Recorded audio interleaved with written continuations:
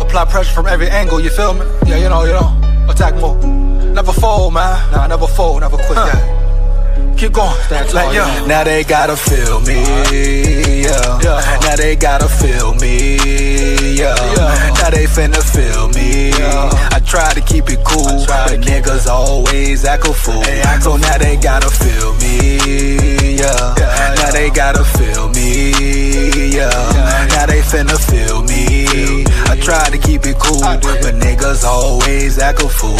So now they gotta I smoke that thing, tryna get M's in the bank, fuck what they think. Knock a nigga whole mouth out, come sign me, top break, throw hands like Tank. Knock it out the park like Hank, I've been doing them planks, what you got on my drink? I've been trying to keep my sane, humanity so lame, fuck you and your gang. Speaking on the dead man's name. Down at the levee, we going fishing at the levee. Yeah, man, SKOL VIKES. I repeat, SKOL VIKES. The State of the Minnesota Vikings, Part 12. I repeat, Part 12. Always ask the question, which step, which direction will the Vikings be headed after this offseason? A very important offseason for the Vikings. Maybe one of the most important off seasons for the Vikings in Vikings history. Draft, free agency, etc., etc., etc. is all important, right? It's all key.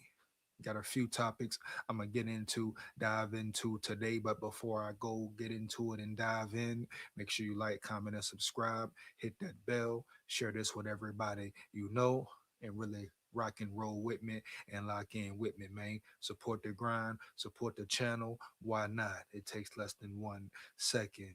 Now, first up, we're going to get into an array of things. We got to talk about Redmond being secured. I repeat, Redmond being secured. The Vikings did what they had to do to guarantee that Redmond will be in the building. Now, you expect the extension to follow after this move here with Redmond. But at the end of the day, you're just happy the Vikings got to a point and have it where Redmond cannot leave the building for a long time. And if they play their cards right, they could get a good deal for him, Holmes, as well. Then I gotta speak on it. Jonathan Grenard, they talking about trading my boy, huh? They talking about trading, disrespecting my boy, huh? Man, stop the cap, period, no cap. You keep Jonathan Grenard. I repeat, you keep Jonathan Grenard in the building, Holmes. Why? Why release him? Why get rid of him? Why trade him anyway? Now, if you can sneak a first round pick in, hell yeah, but I'm sure you're not getting a first round pick for Grenard. Some may say a second is enough. Let's not forget here, Grenard is still in his prime, so to speak. He has a lot of good years left. Let's not act like he ain't one of them ones on the field as well, Holmes. Heavy, point blank, period, no cap. Jonathan Grenard, when healthy, playing his best ball, zoned in, locked in, he's a top edge rusher, and he can play the run well at all times. He just needs to become a better tackler. But if we're talking depth, let's say you do get a second round for him, I mean, it's no guarantee you'll find a player of his caliber. And you got to wait for that. Jonathan Grenard helps you right away. Unless you strike gold and just draft a rookie that plays right away as a rookie and is a baller as a rookie, but that's very rare, period. So everybody hyped up talking about what you could save trading Grenard. How about what you could gain and keep, homie, period. Let's talk about releasing Hawkinson and saying things that make sense, Holmes. Maybe Hargrave, Holmes. But to talk about Grenard being traded, what? For what? Oh, everyone talks about, Dallas Turner, it's Dallas Turner's time. So what? Big facts, no cap. If it's his time, guess what, Holmes? Let him battle. Roll Tide, full of pride. And I want Dallas Turner to start. But I also want him to earn it as well. And I want JG to remain in the building because we're talking about having great depth pieces. How many years do we have to see on and on, so forth and so forth? Years of the Vikings lacking in depth. Now you can get two players, two elite players, Holmes, huh? And y'all want to talk about Trey Grenard because what he could save you? Man, stop the cap point blank, period, Holmes. Yeah. Restructure some contracts round yonder. Restructure Brian O'Neill. Yeah, a Brian O'Neill who's been declining year in, year out for the past 2, 3 years, homie. Heavy. And he's been very injury prone. Huh? Y'all love to talk about who's injury prone, who's not injury prone. Brian O'Neill has been very injury prone. So before we say something dumb and say trade Grenard, right? Boom. Let's say what makes sense. Brian O'Neill gone, or at least he should be. Well, not gone, but restructure. Hawkinson, homie, structure, restructure, boom. Jonathan Grenard, even restructure, dog, boom. Christian Darrisaw, maybe, baby, heavy, because he can't stay available, so it might be time for a restructure. And really, in all actuality, Christian Darrisaw is really an approved year health wise, performance wise, all of the above. Yeah, Christian Darrisaw Holmes is really an approved. Yeah, no way around it. Like KOC is in the hot seat, is an approved year. His CD's seat isn't as hot as KOC's is, but it's some fire under there. It's definitely some fire under there on his ass. Period. No cap. Yeah. Darrisaw got to prove he can stay healthy, if anything.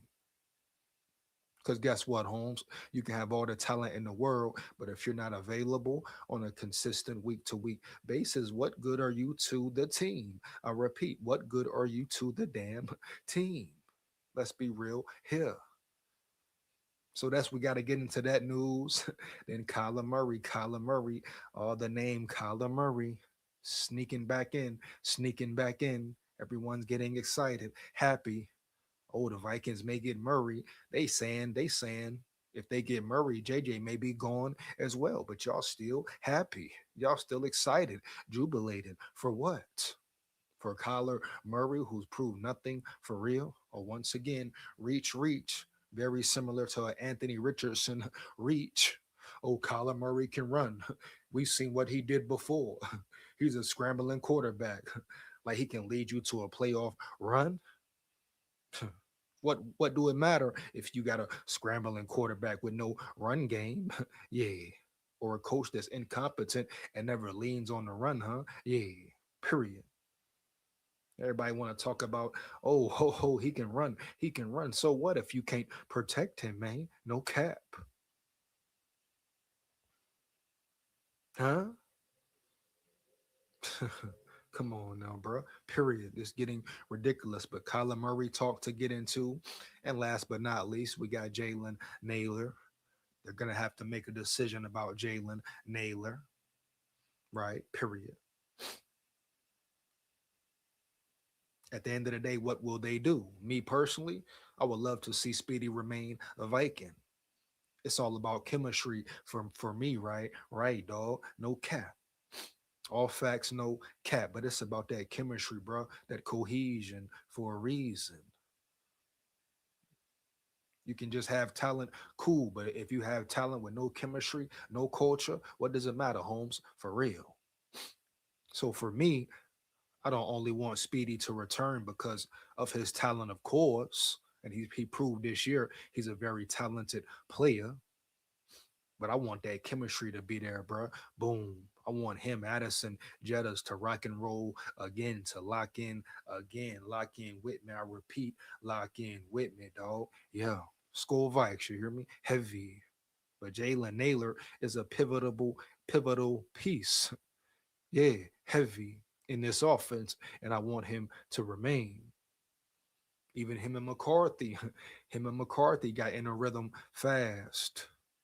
A lot of people thought it would have been the other way around, but him and McCarthy were dialed in, locked in.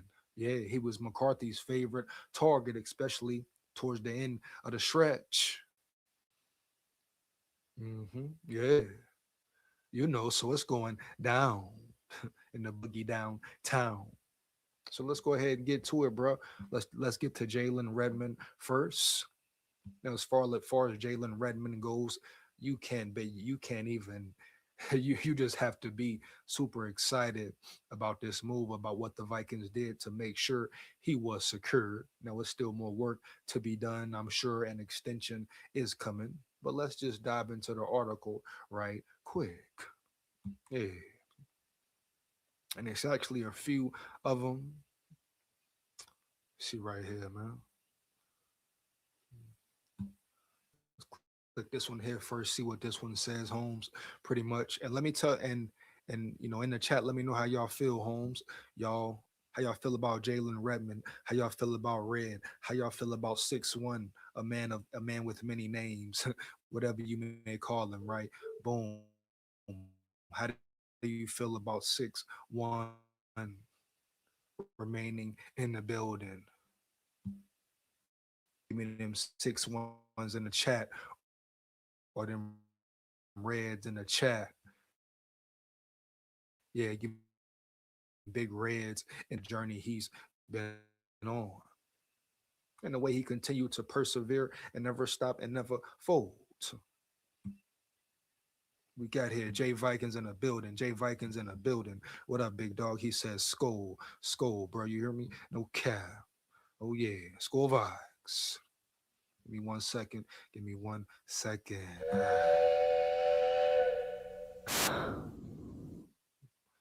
Rock and roll with me, lock in with me. I repeat, come rock and roll with me, come lock in with me. Limpish in the building, dog. Limpish in the building. Yo, what? Yo, what? You know what I'm saying? Limpish, he's saying, yo, I'm saying so, bro. My dog Limpus in the building. My big dog, my levy dog, Limpus in the building. You hear me? Heavy. Grenard will be trade for second or third, Jay Vikings. But what does it mean, Jay Vikings?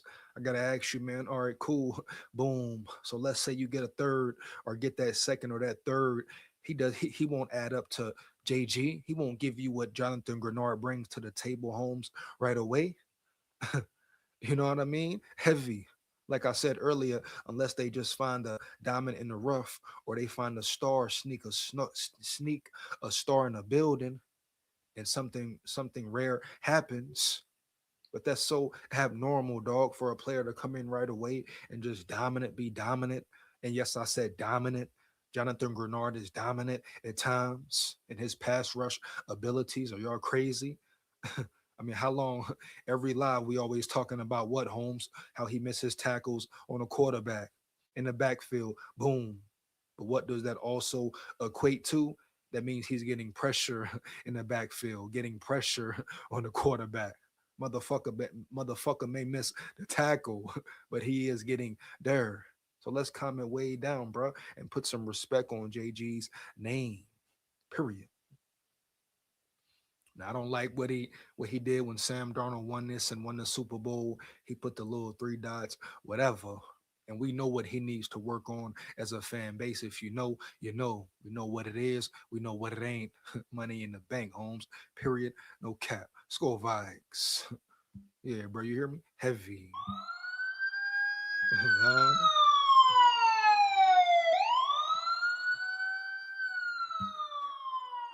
Hey, bro. We know what he needs to work on. Period. But can you say right here, right now, they could draft another player like Grenard in the second or third round and find a guy to contribute right away? Understand Dallas Turner's the man. He should be next man up. Okay, bet if he is, let him battle, let him earn it. Let's take it back to the Saban days. Yeah, Dallas Turner know what's up with the Saban days and Saban ways, Holmes. Heavy. Let him bang for real. Dallas Turner ain't ducking no damn smoke. No smoke at all. Period, dog. Heavy. Right? He's ducking no wreck. Period, dog. Heavy. Yeah. Dallas Turner ain't no punk chump, but cool. Let him bang it out. Let him compete it out on the field where it matters, on the field where it gets real. Heavy. Period. Come on, man. Enough is enough. And at least you know whoever the starter is, his backup behind him is right there close to him, talent wise. You got two elite pass rushers. Two elite pass rushers, Holmes. Why get rid of anybody? Now I could understand if Grenard maybe would have been on the decline, like a Brian O'Neill is, then yeah. But Grenard is still playing good ball. All he got to do is tackle better and stay healthy, period. And he's right there. Let's not sit here and act like and cap like he brings nothing to the table. Yeah. Vikings can save money other ways. Guess what? Through other players. Hawkinson. Who else? Nailor restructure if he accepts Holmes. Jettas. Boom. Brian O'Neill. Boom. Like I said earlier. Christian Derisaw, dog. Boom. Oh, yeah. So it's ways to save money and create cap space if Brzezinski wants to get down to the nitty gritty. Period. I want to hear all this about, oh, they can't do it. They ain't got this and they ain't got that. Now they got money for who they got money for. Restructure some deals. Try that for once. Brzezinski, huh? Yeah. For real. Heavy. So let's get into it, bro. Shout out JG. I'm not cool with trading JG. I'm not vouching for trading JG for nothing. I repeat, for nothing. I mean, why? You got 10 draft picks, Holmes. 10 draft picks, and you can't make it shake and bake with that, then it's a fucking problem, right? Much bigger than an exterior edge rusher. Yeah. Or much bigger than the millions they would potentially save releasing or trading JG. Oh, it's much bigger than that. If they can't make it shake and bake with 10 picks, huh? You can't put the work in, homie, heavy, and rebuild your franchise with 10 picks and 6 that hit, then there's a real conundrum, and it has nothing to do with JG or how much he will or won't make, or how much he will or won't save you at the end of the day, period, dog. No cap. You hear me? Heavy. That's just it, bro. Bottom line. Come on, now let's be real for real. Understand certain things may sound good, but ask yourself, is it really good? Let's see who the best man is. Let Dallas Turner and Jonathan Grenard bang and do their damn thing in the rain. In this case, in the field, on the field where we get real. And if DT is the one, it's his time. He's the guy. Bet he'll be the starter. He'll be the one. JG Grenard, he's the two. Number 2, period. Yeah, man. Huh? Y'all talking about let go of Grenard. Hell no, bro. No, Holmes, period. I will never vouch for it. Are we talking about winning or losing? We talking about what? Being a playoff team next year or not? Hypocrites, man. A bunch of hypocrites in the Vikings fan base and Vikings media and creation world, etc., etc., etc. Come on, man. Heavy. Dre in the building. What up, big dog? Shout out my dog Dre in the building, Holmes. Heavy, bro. For real. Let's get it, man. SKOL VIKES.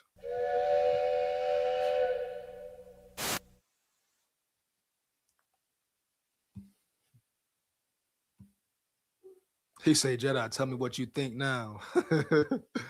Oh, man. He said, tell me what you think now. Shout out Tech in the building. You hear me? Heavy, man. No cap. Joshua Williams in the building. What up, bro? What up, big dog? Let's get it, bro. Let's get it. You hear me? Heavy. SKOL VIKES. They talking about Trey Grenard for what? Take the what and leave the what? Huh?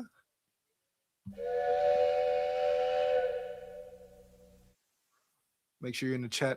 Like it up, period. What's good, bro? And also, do you think we should sign Kyler Murray? Sign whoever. I'm saying Mac Jones. Hey, Joshua Williams, you must just be tuning in for real, bro. You know what I'm saying? I'm being so per. I don't care about Murray. I don't want Murray. I don't want Smith. I don't want Richardson. I don't want Flacco. I don't want no one but Mac Jones. And I'm going to stand on that 10 toes down. Now the other side of it, looking at it from the other side of the coin, whoever they bring in, McCarthy going bang. Period. Now if they bring in Murray and get rid of McCarthy, they're dumb. They're idiots, and the organization will fail even worse. They will never have a playoff win the next 10 years. No cap. I guarantee you now. If they bring Murray in and send McCarthy somewhere else, they will never be a playoff team for 10 more years. You hear me? Heavy. It will be one of the worst decisions in Vikings history. Now, if they bring Murray in, boom. I want to rock and roll with Mac Jones and let them lock in. Two dogs meet, they compete. Murray ain't the same player either. He's similar to a Richardson. Richardson hyped up out of Florida. He's hyped up out of the Cardinals, out of Arizona, because what y'all seen him do. Because the run y'all seen him have versus the Vikings. Because the arm you seen him have. Heavy. Side note, McCarthy's arm is better than Murray's, more powerful than Murray's. And it will be even more powerful next year coming into next season. And he's working with John Beck. But I'll let that sit there for a minute. Disgrace, man. So disgraceful. Hypocrites. How do the players even rock with you and lock in with you? Heavy. Come on, man. To answer your question, I answered your question. Joshua Williams, I'm saying no to Murray. I want Mac Jones in general. But if they do bring a Murray in, bring him in. Whoever they bring in, McCarthy 9 going to shine. I repeat, McCarthy 9 going to shine. They're going to put some respect on my brother's name, 1,000. Heavy, man, for real. No cap. They hyping Murray up, Holmes. Hyping Murray up, Holmes. The Cardinals don't want him no more for a reason. That's why they'll give anything for him. Or let him go for anything. Period, Holmes. Heavy. You think teams is biting at the bit, chomping for Murray? Huh? I would be shocked. I would be surprised. Heavy. Murray ain't like that. He want to sit in game all day. He don't want to lead a team, right? He don't want to mature his mind. He want to sit there and play all day. He ain't locked in like McCarthy, like 9. Watch the training camp 9 have. I repeat, watch the training camp that 9 has. Spooky, bro. Real spooky. Yeah. But no, Joshua Williams. I don't want Murray in the building. Give me Mac Jones or not. Mac Jones or not. And I always got to say it, not just because he played at Bama, from Bama. Even though they do disrespect Alabama quarterbacks every year in the NFL for 10 years straight, saying the Alabama quarterback could never play in the NFL, could never be successful in the NFL. So I'm glad to see Bama quarterbacks be successful in the NFL. You hear me? Heavy. So do I want to see Mac Jones ball? You damn right. Period. But I don't want to see him start over my dog 9. Heavy. QB2, I love it. I'm here for it. I'm locked in with it. But I got to be honest here. I want my dog 9 to shine. Period, Holmes. Because it's time for them to put some respect on his mind. They really got it fucked up. No cap. What about bringing Diggs back? No. This is what I'm talking about, bro. No. For what? Who talking about bringing Diggs back, bro? For what? Like, damn, do Vikings fans, Vikings media, the organization have any integrity, any respect for themselves and the fans and football in general and how it will make the organization look? Period, Holmes. Yeah. Bringing Diggs back like bringing Kirk Cousins back, Holmes. Heavy. Disrespect to the organization. Disrespectful to the teams, the fans, all that. To the city, bro. For real. Kirk didn't care about the city. Kirk don't give a damn about what's going on in the city. Right? Of Minnesota. Period. He got his money and left, bro. No cap. Huh? Yeah. Heavy, bruh. And his wife still picking his clothes for him. Yeah. So no, you don't bring Diggs back. I don't care how good he look, how good it may sound. Have some respect, motherfuckers. Huh?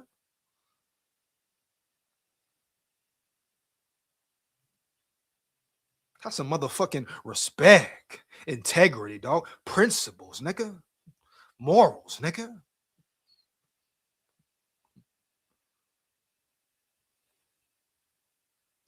That man didn't leave with respect. He didn't leave in a good spot, in a good place with good energy with the Vikes homes. Heavy.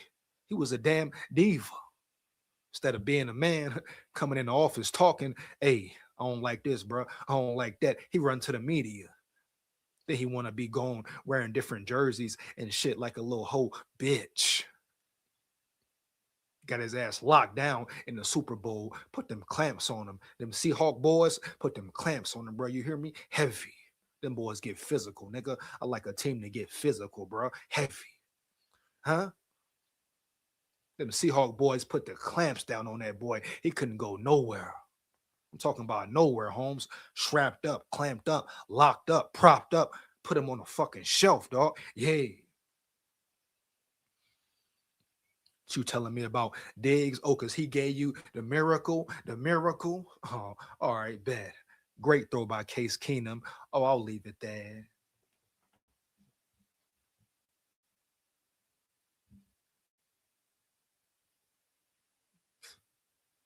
Hilarious, man.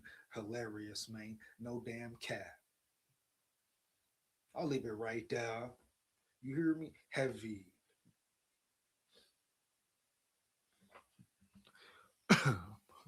You kidding me, man? Hilarious, dog. No cap.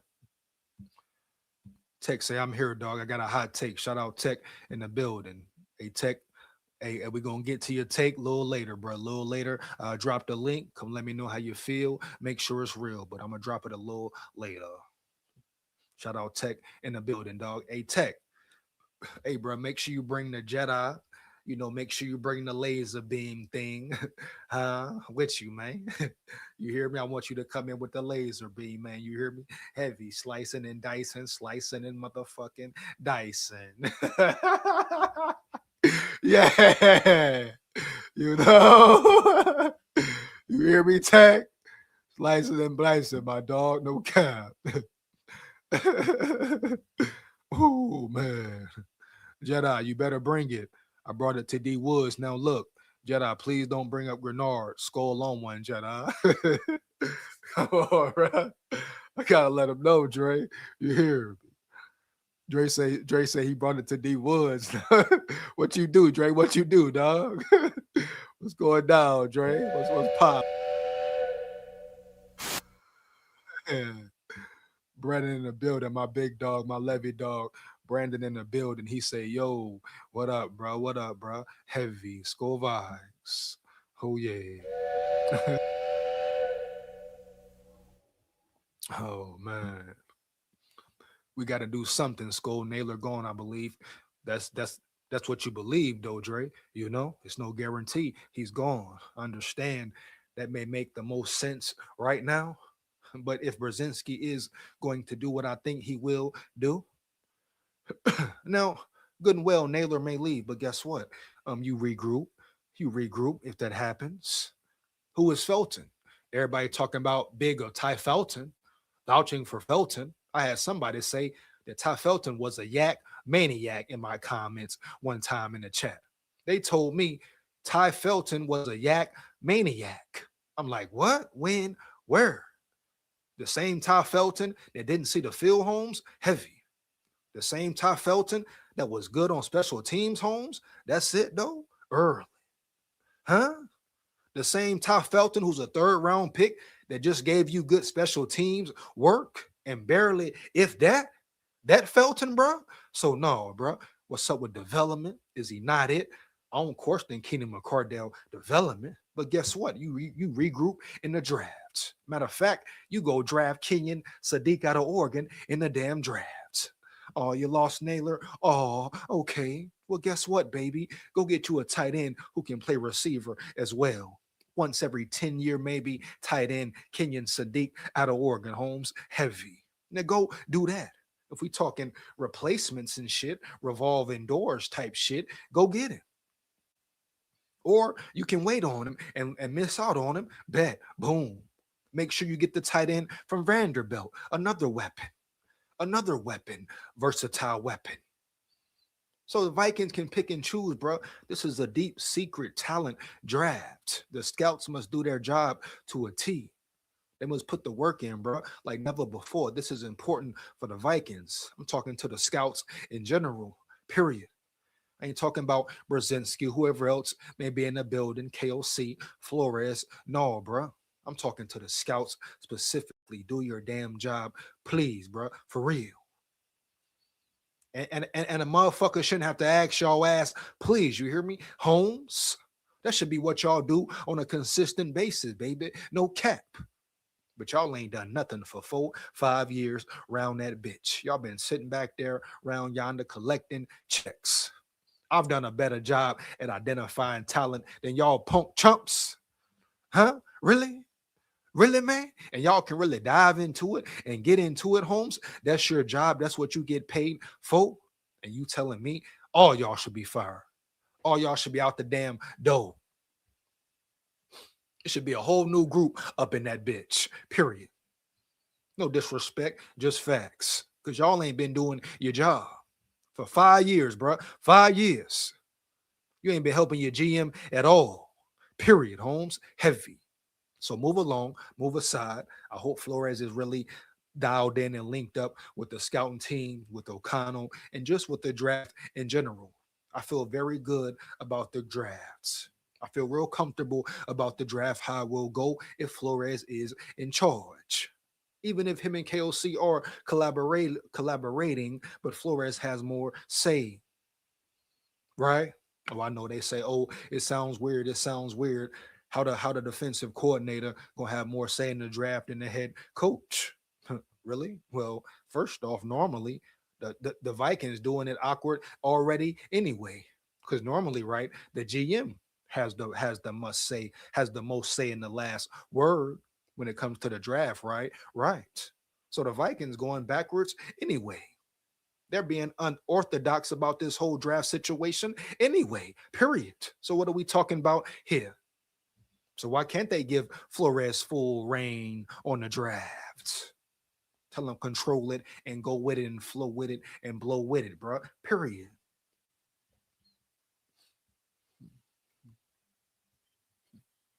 You hear me, homie? Heavy. Why not give Flores full reign on the draft? Not about ego. Let's be smart. Let's not be stubborn. Let's be smart. Flores can take you there. He can identify the talent. He's proven it year in, year out. Proved it at Miami. Wherever he's been around the best. Belichick. Boom. Molded and developed by Belichick. You hear me? No cap. He's put your defense in the best situation ever. He's the best thing that happened to Minnesota in the last 8 years. Period. No cap. He's carried a head coach. Put him on his back. You hear me? Put him on his back. Every year. 3 years. Put him on his back. 2 years, put him on his back. Last year on his back. You hear me? Heavy. The man put the whole offense on his back, bro, and carried them. No cap. Backed up, bent up, offense turnovers, McCarthy throwing picks, KOC calling dumb plays. Boom, it's always Flores save the day. Save the day. Save the day, bro. Even with the lack of talent, you got Josh Metellus in coverage, nigga. You got Harrison Smith in coverage, nigga. Flores saved the day every time. Come on, bro. Get a man reins on the damn draft and go win this draft. Go win it. And build your team for the future, Holmes. Your roster for the future, Holmes. No cap. Once and for all. Damn, dog. SKOL, don't forget about Miracle in Minnesota. I know about the Miracle in Minnesota. And what? Oh, what happened after that? Oh, spotlight was on Diggs. Diggs getting his way is cool. Yeah. Dig getting his way, it's cool. Everything going right for him, it's cool. He a good teammate then. Oh, then what? Spotlight off Diggs. You hear me? Heavy. Oh, he mad now. Oh, teammate winning. Oh, Diggs mad now. Patting on the sidelines, pouting like a bitch. Oh man, they get blown out NFC game, second round after beating the Saints, get blown out by the Niners. Oh, Diggs on the bench looking like a little bitch, crying and shit, mad, heavy. Rightfully so. He had a reason to be mad. Understand he wanted the ball more. He probably didn't believe in Kirk, whatever. But the way he went about it, disrespectful, bro. Disrespectful to the organization. He wasn't no good team guy. Y'all calling him a good team guy? But y'all questioning Jettas as far as being a good teammate? Huh? Y'all questioning Jettas, but want Diggs back? Huh? Man, Jettas could have been ran out that thing, man, and turned it all the way up, Holmes. Heavy. Yeah, bro. Jefferson could have been turned it all the way up in mini, man. Heavy. He could have turned it up for real after year 3, the way they was doing him, the way the offense was doing him, Holmes. Heavy. He could have been requested a trade on y'all punk ass.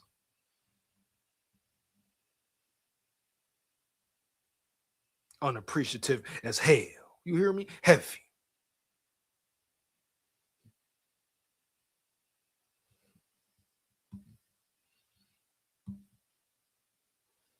And Diggs took it to the house too. I know it. Your point, Dre. What's your point, Dre?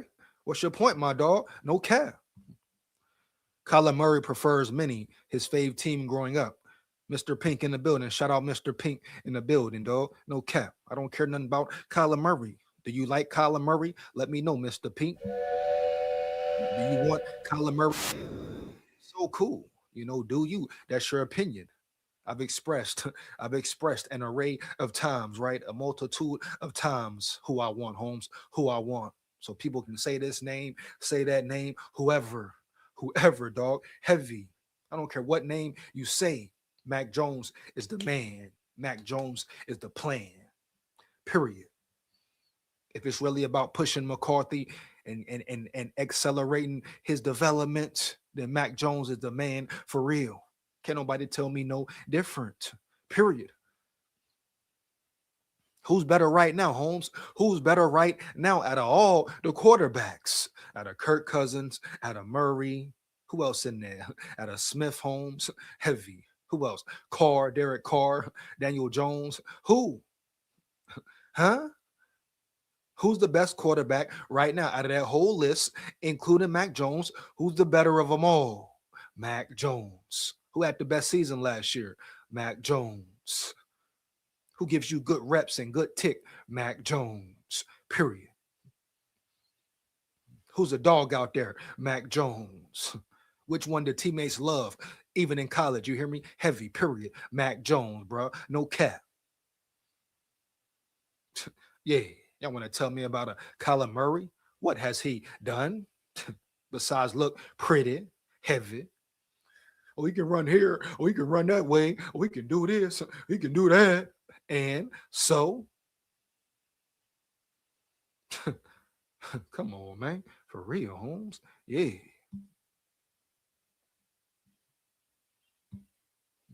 I'm rocking and rolling with Diggs. Kirk ran Diggs off. Man, Dre, I don't want to hear no excuse for Diggs, bro. Kirk didn't run the motherfucking thing off.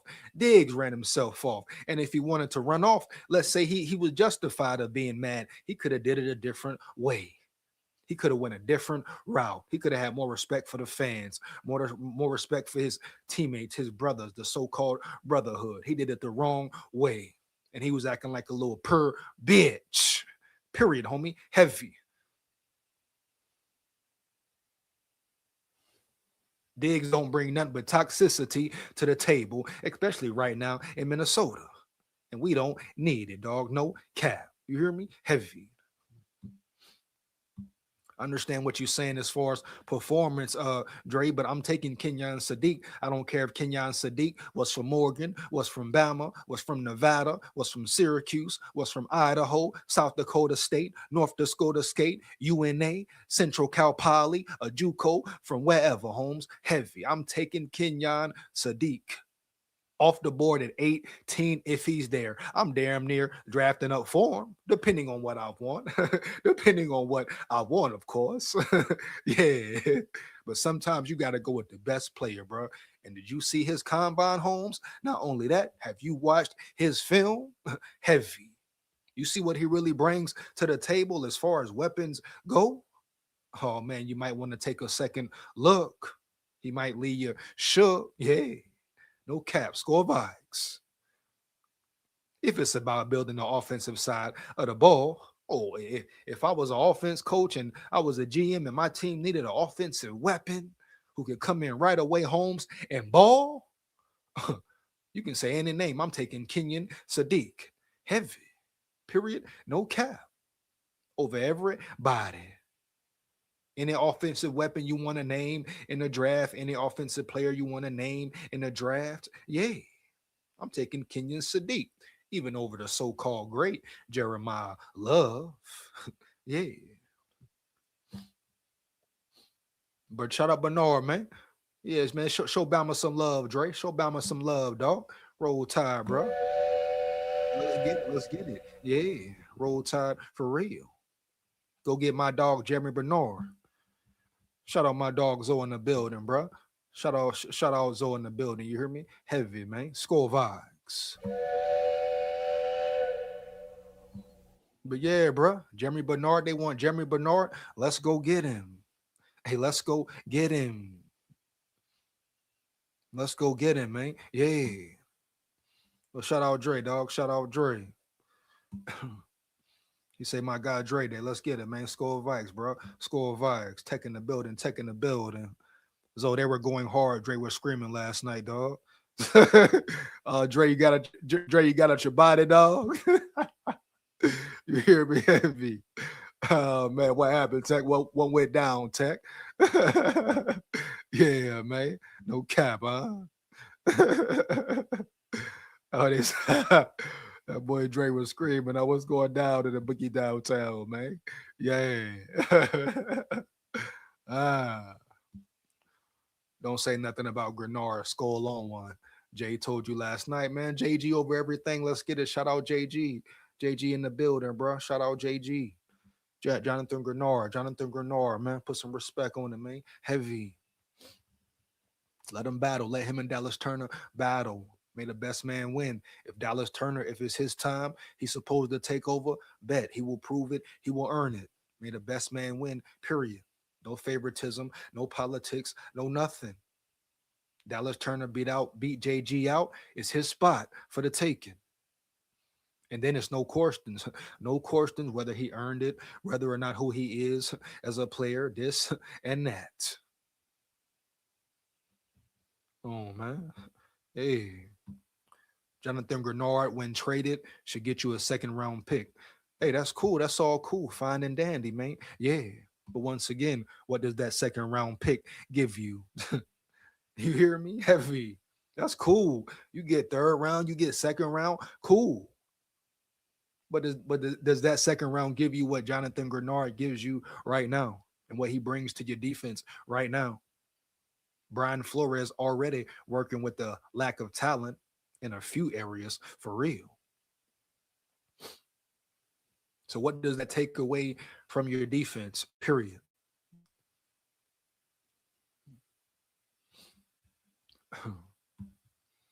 Jedi facts lost their mind. Oh, it's going down and went down, huh? It went down, huh? Oh, man. It went down, huh? He said Jedi D Woods be talking crazy now. Look today. Oh, man. What's going on in the town, bro? You hear me, heavy? What's going on, man? What's going down, baby? Let's get to it, though. Finish up this. I ain't even got to the Redmond yet. Let's get to the Redmond, baby. Let's get it. You hear me? Heavy. Redmond in the building. Redmond in the building. Let me get them 6-1s in the building, homie. Let me get them Reds in the building. Yeah. Big Reds in the building. Yeah. Huh? SKOL VIKES, man. Let's get it. Here we go. Give me 1 second, dog. Boom. Yeah. They talking about trade JG, bring in Murray. We want Murray, huh? We want Murray, dog, huh? Yeah, bro. Never. Let's see. All right, boom. Standout defensive lineman to receive exclusive rights tender from Vikings. Shout out Jay Red. There are some tough decisions that the Minnesota Vikings will have to make this offseason, but the team is ready to execute a play to keep one of their major contributors with the team after a standout 2025 NFL season. Last season, defensive lineman Jalen Redmond made some great plays in Brian Flores' defense, and it seems the Vikings aren't willing to let the 6'3", 305-pounder former XFL standout test the water as a free agent. Why the hell would they be? That would be the dumbest move, one of the dumbest moves in Vikings history again. If they were to release or let Redmond walk, what? Man, if anything, you build around Redmond 6'1", score Vikes. For real, dog. You hear me? Heavy. No cap. The Minnesota Vikings are placing the exclusive rights tender on defensive lineman Jalen Redmond. Great move, great move. At least they didn't pull a Sam Darnold on this one. you know? yeah, bro. Huh? Could have franchised Sam Darnold. Let him go. Just let him walk. let him walk. The man has a great season, but you let him walk. oh, yeah, it makes a lot of sense. All right, bet. Boom. Who's to blame? Who's to blame? You hear me? Heavy. ESPN's Jeremy Fowler shared a post on X revealing that the Minnesota Vikings are placing the exclusive rights tender on defensive lineman Jalen Redmond, adding that he is a candidate to receive a contract extension. You gotta clap. That's when you clap, right? That's when you definitely clap. You hear me? Heavy. Something that finally makes sense.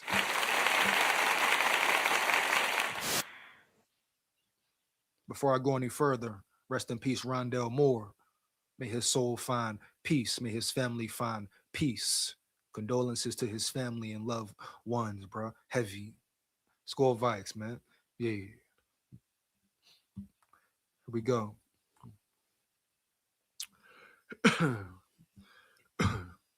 The Vikings are placing the exclusive rights tender on defensive lineman Jalen Redmond. Per source, he's an extension candidate coming off his 6-sack season. Oh, yeah, true home record. I repeat, a real home record. yeah. Redmond was initially an undrafted free agent signed by the Carolina Panthers, but was waived that August. Then he went to the Arlington Renegades for the XFL before coming to the Vikings before the 2024 season. Statistically, Redmond wasn't a major factor in 24. In 13 games with Minnesota, he had 18 tackles, 2 pass defenses, and 1 sack in 208 defensive snaps. He's a real home wrecker, Holmes. Yeah, you hear me? Period. no cap. But that limited time wasn't enough to see what he was capable of doing in the trenches. Redmond broke out in 2025. His snap count jumped to 793 defensive snaps, and his production skyrocketed. He racked up 62 combine tackles, 8 quarterback hits, 6 sacks, 5 pass breakups, and 1 forced fumble. The Vikings are expected to release Javon Hargrave this offseason. You hear me?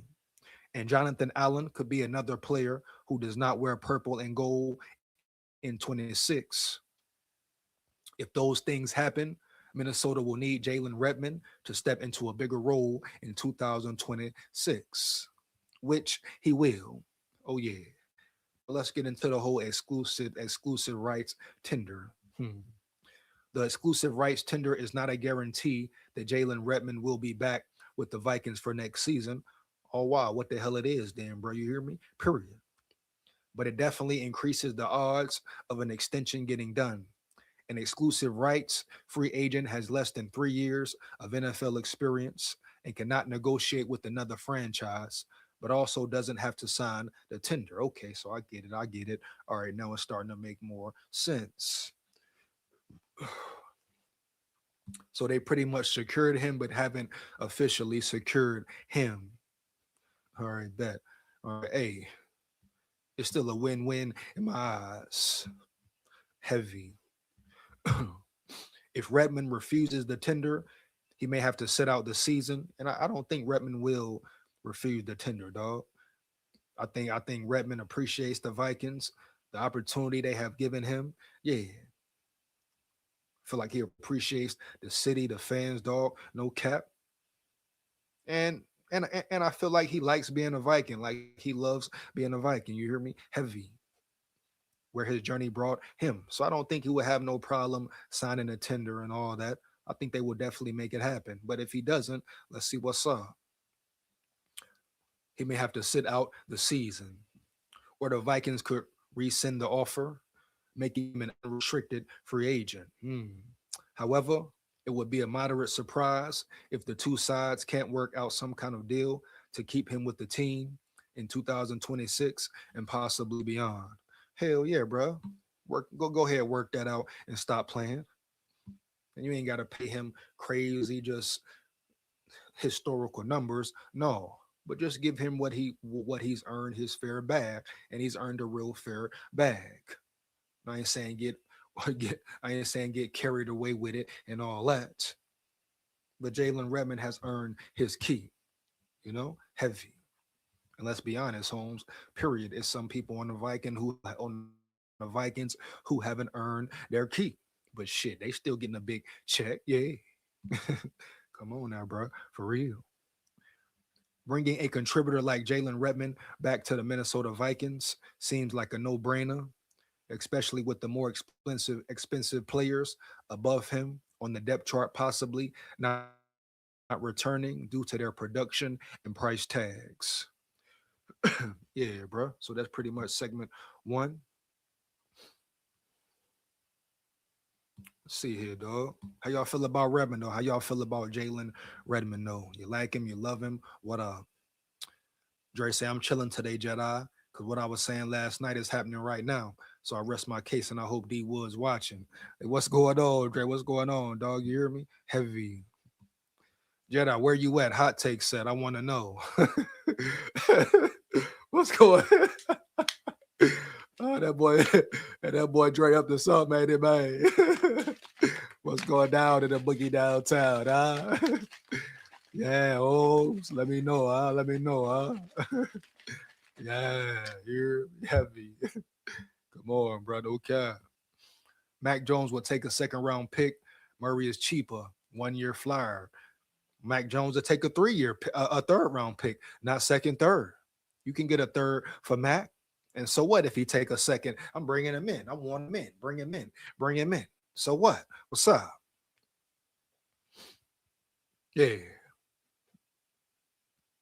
I mean, people people can say whatever, bro. Like I'm here, man. Come on, man. Do what makes sense. Make it make sense. Any quarterback, any other quarterback you name to me don't make sense. If we're talking about full spectrum, looking at it in all aspects, what is it really about here? Boom. Okay. So what have they been saying?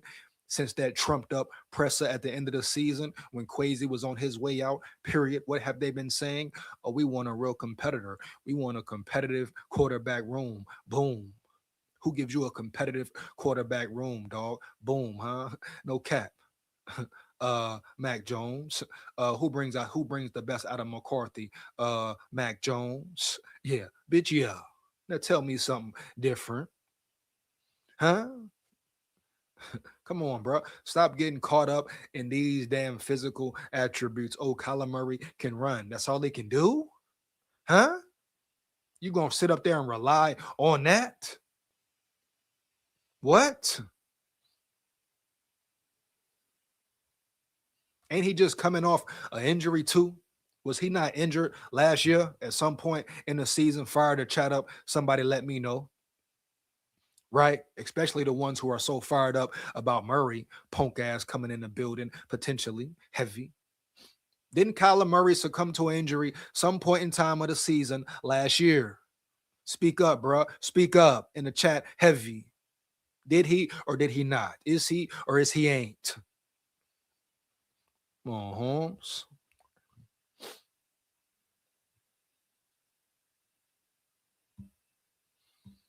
Skull Grenard got you off your square. Nah, I'm good, dog. Stay on pivot. You hear me? Heavy. It's bullshit. It's poppycock. Makes no sense, man. Early. Let's think about it for real. Make it make sense for real, Holmes. Heavy. Yeah. All right, next up we got boom. That's pretty much it for the Jalen Redmond situation. Shout out Jalen Redmond once again. And he deserved it, man. The man got a fair shot. Give him props. All that. Give props when props are due. Shout out Jalen Redmond for putting that work in. And shout out to the Vikings for seeing the greatness in him and giving him a chance as well. You know, the opportunity must be given as well.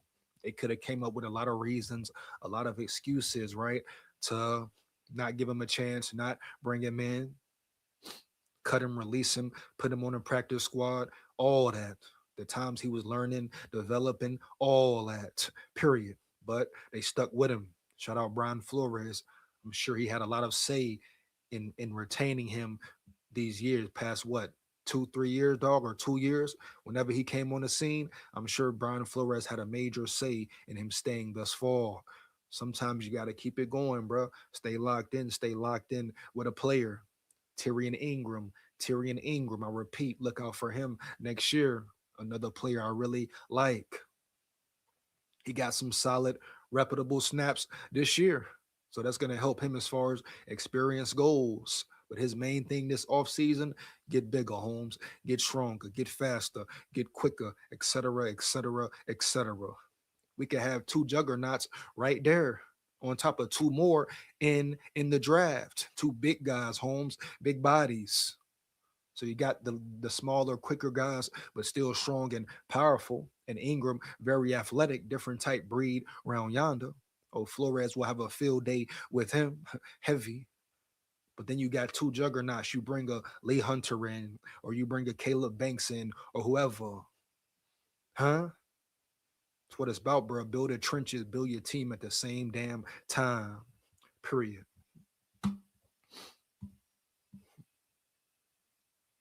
One second here, man. So we gonna get into the whole JG trade. JG trade. How do you feel about the Jonathan Grenard trade? I must know. I must know. How do you feel about the Jonathan Grenard trade? Huh? Since everybody's so elated, baby, for JG to be out the building. Oh, trade for JG. Trade for JG. Get a second rounder. Get a third rounder. What? Take the what and leave the what? Come on, man. Just sounds ridiculous, Holmes. Heavy. No cap. Hey.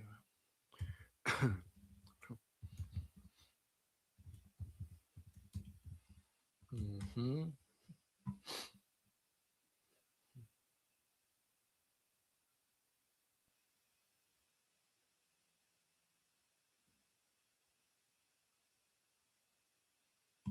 Get into it. So I guess the Vikings are open to trading him as well. So this is something the Vikings, this is facts. This is not just he say or she say. This is real factual actuals, Holmes. Heavy. So I guess the Vikings are looking to ship him out. All right, go ahead, be dumb. Hope they know what they're doing. I repeat, I hope they know what they are doing. Period. Yeah. And if that's the case, do a restructure. Yeah, do a money to Guapino, the cap space and all that. Do a restructure with JG. Heavy. I'm sure he will. I'm sure he will do one.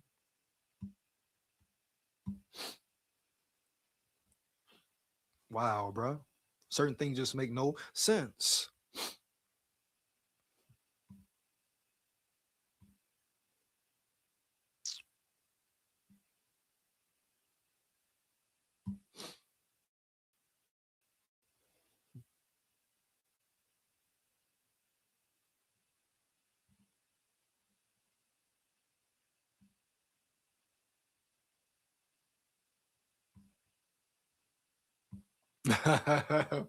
He said, "Drop the list."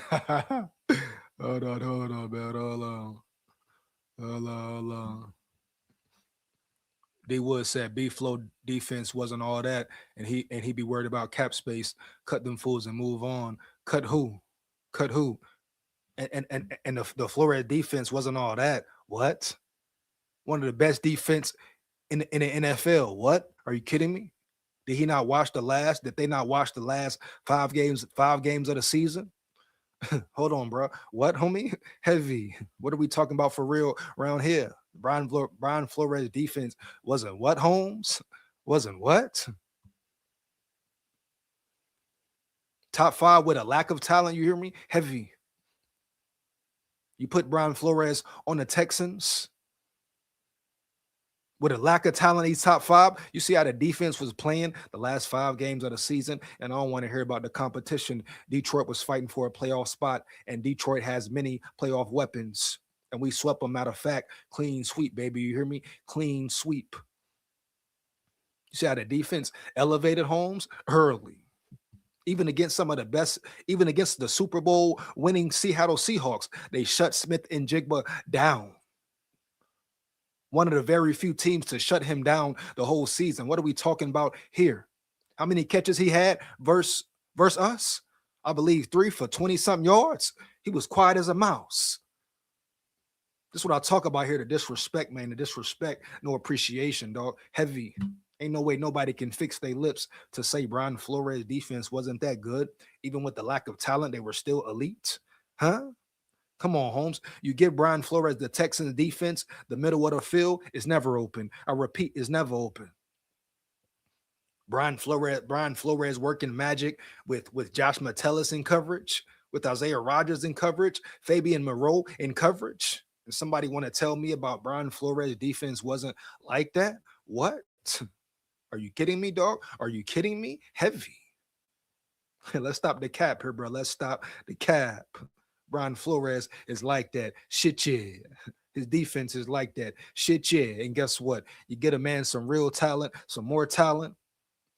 Matter of fact, put that man on the Seahawks, on the Texans, on the Steelers, wherever. You watch what he makes happen.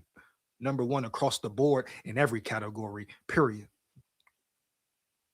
You get that man the Texans defense, the roster, number 1 across the board on every category, in every category, period, dog. No cap.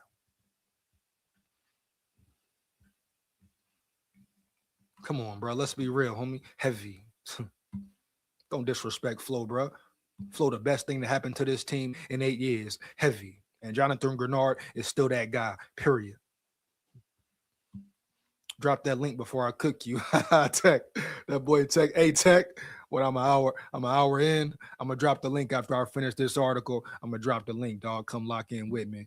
Then come chop it up with me for a little bit. You hear me? No cap. We're gonna get into this bullshit article though, right here. Jonathan Grenard trade. How cap is this? How cap is this, dog? What kind of yap is this, dog? How cap is this, dog? What kind of yap is this, dog? Ain't talking about trade JG. What? Take the what and leave the what? Motherfuckers foolish, bro. No cap. Here we go, bro. Boom. Another notable name may be on the move with the start of NFL free agency on the horizon. The Minnesota Vikings are open to trading former Pro Bowl pass rusher Jonathan Grenard, according to ESPN. Wow. While they'd reportedly like to keep him, the Vikings salary cap issues have forced them to consider trading Grenard. Trade Brian O'Neill. Huh? I'd rather see O'Neill go rather than Grenard, period. No cap. Huh? Yeah. Can you trade O'Neill or somebody else? Huh? Who has 2 years remaining on a 4-year, $76 million deal that he signed in March of 2024. The Vikings, who are currently more than $45 million over the cap, are reportedly planning to release running back Aaron Jones and defensive tackle Javon Hargrave in order to get some necessary cap space.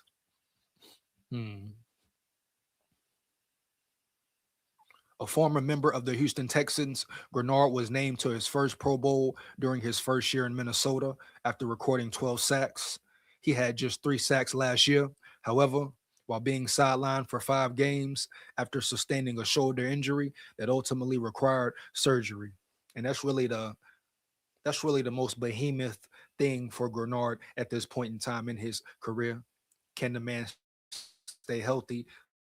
Similar to Darasol, similar to O'Neal, similar to Ryan Kelly, similar to Will Fries, similar already to Donovan Jackson, similar to Josh Metellus, and they just paid him the Guapino, and he can't cover no damn body. And you're questioning Holmes, JG. I mean, hell, wow, they should have traded Metellus then rather than JG. Period. Heavy, no cap. Yeah.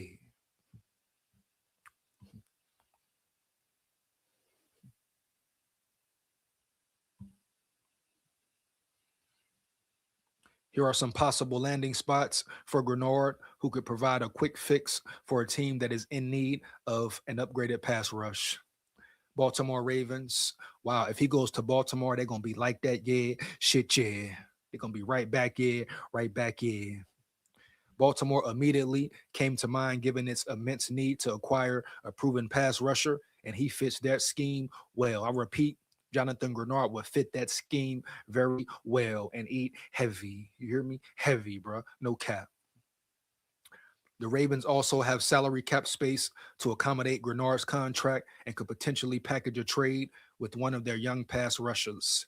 One potential trade piece here could be Mike Green, a 2025 second round pick who had just 3.5 sacks as a rookie. Who is Mike Green? I repeat, who is Mike Green? Making this scenario make more sense is where both Baltimore and Grenard are entering the 2026 season. The Ravens are eager to take the next step while maximizing Lamar Jackson's and Derrick Henry's remaining prime seasons. Grenard, a 7-year veteran who has never been beyond the divisional round of the playoffs, would undoubtedly prefer to play somewhere that he has legitimate Super Bowl aspirations, as he should, period. No cap. I mean, at the end of the day, what is it all about, right? Right. SKOL VIKES. San Francisco 49ers. No team was worse last year in terms of getting to the opposing quarterback. The 49ers recorded just 20 sacks last season. I mean, their best player was out as well. So we got to throw that in there. And they still made the damn playoffs. So shout out, kudos to Shanahan. He is the man. Jam up, bro. Jam up. Six fewer than the next worst team, the New York Jets. Despite that, the 49ers still managed to get it to the divisional round of the playoffs.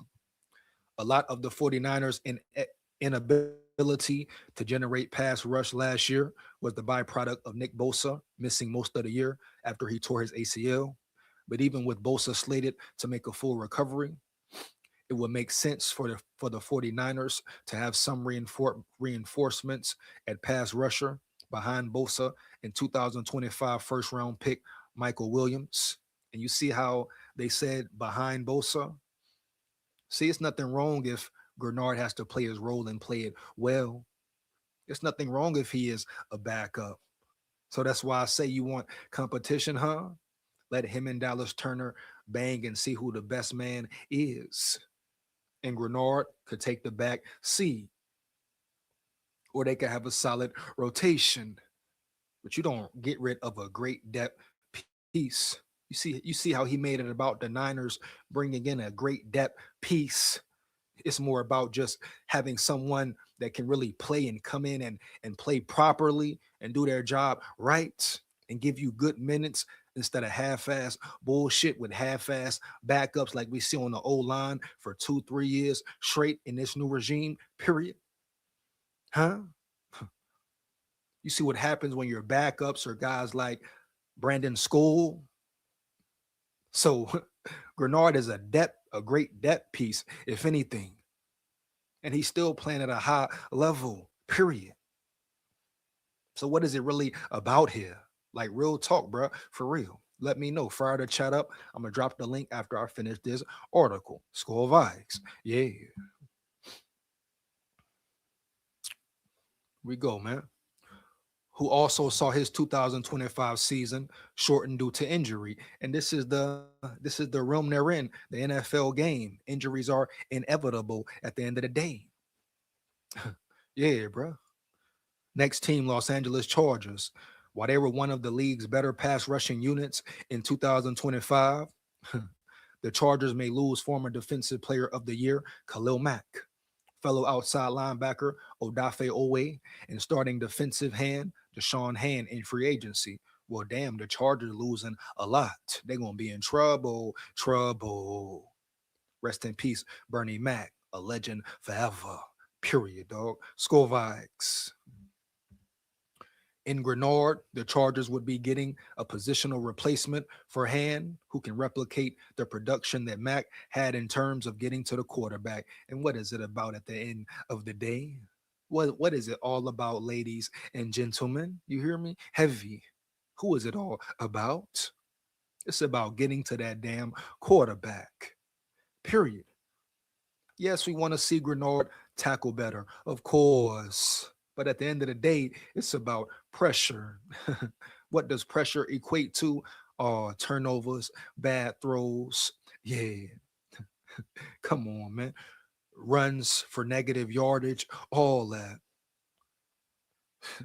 Come on, Brand. Y'all want to get rid of JG, period, and make another team much better? Cincinnati Bengals. While they seldom make splashy trades, it would make sense for the Bengals to do this for multiple reasons.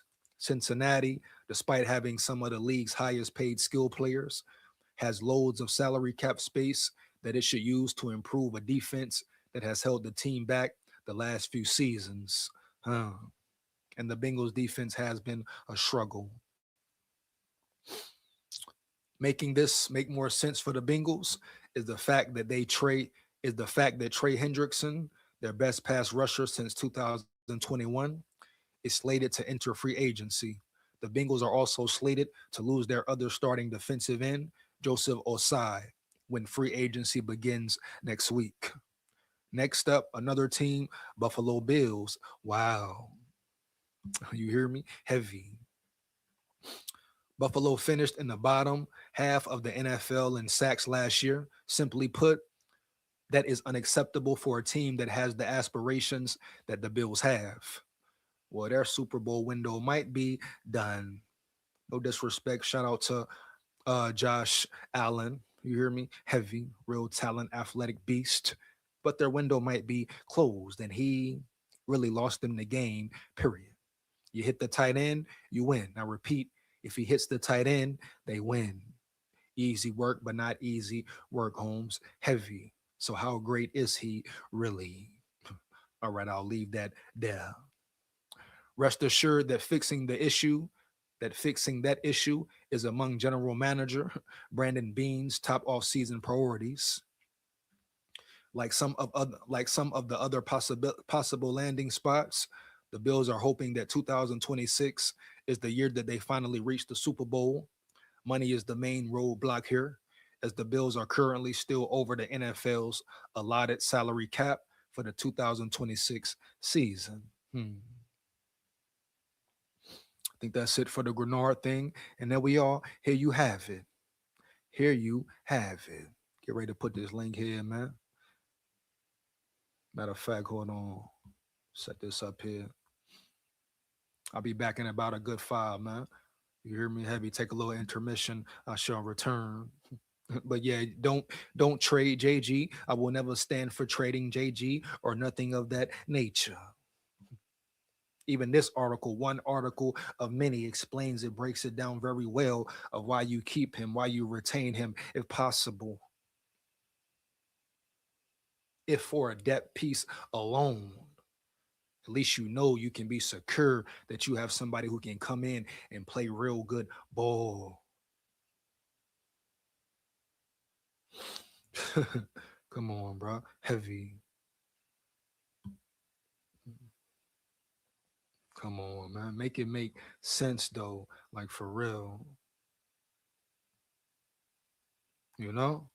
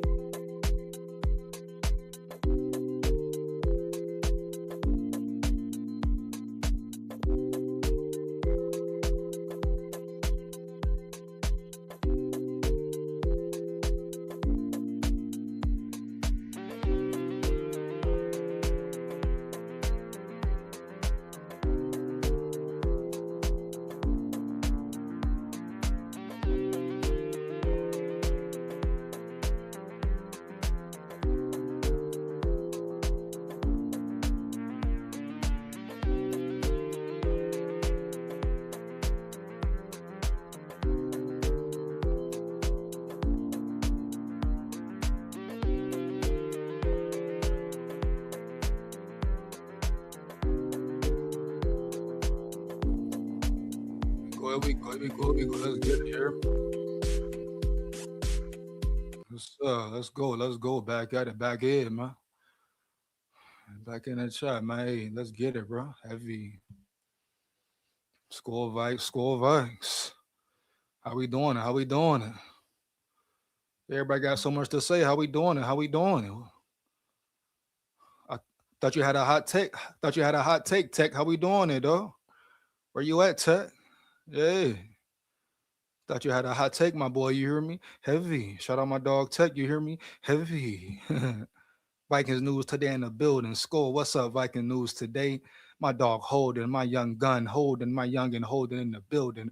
What up, bro? You know what it is when Holden come in. I repeat, you know what it is when Holden come in. You hear me? Heavy. You know what up, Holden, my dog, dude. What up, bro? Man, my Brownie done got sick, man. Damn. Oh, I'm trying to nurse him. Man, I don't know. I hope it's a 24-hour stomach virus, man. Damn, and you at the store?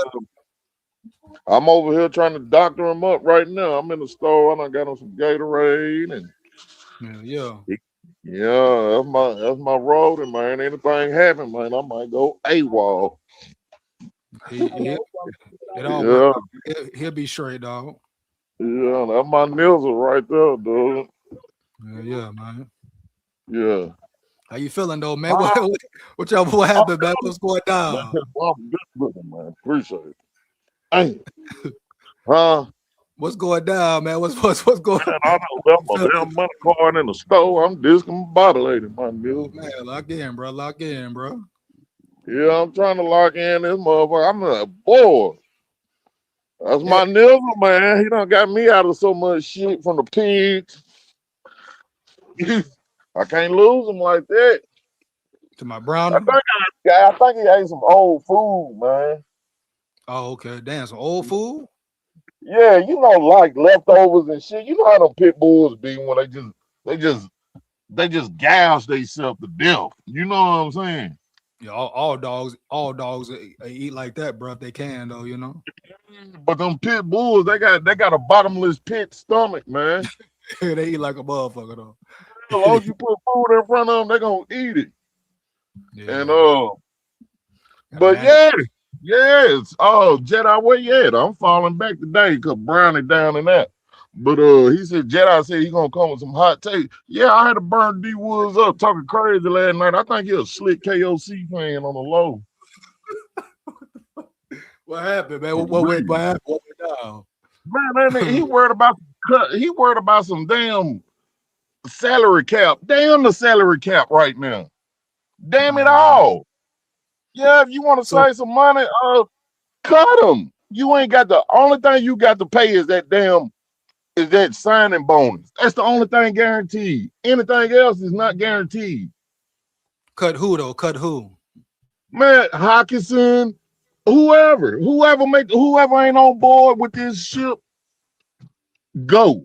If you got any complaint, any diva problem, go. Yeah, just go. Hawkinson go, bro. Yeah, Hawkinson need to go. I mean, damn. I said, man, there's some prejudice shit going on. If you're willing to keep Hawkinson and not trade Gennard, that's an impact on the team. Come on, man. Look at Grenard's work, Holmes. Grenard puts in work when he's healthy.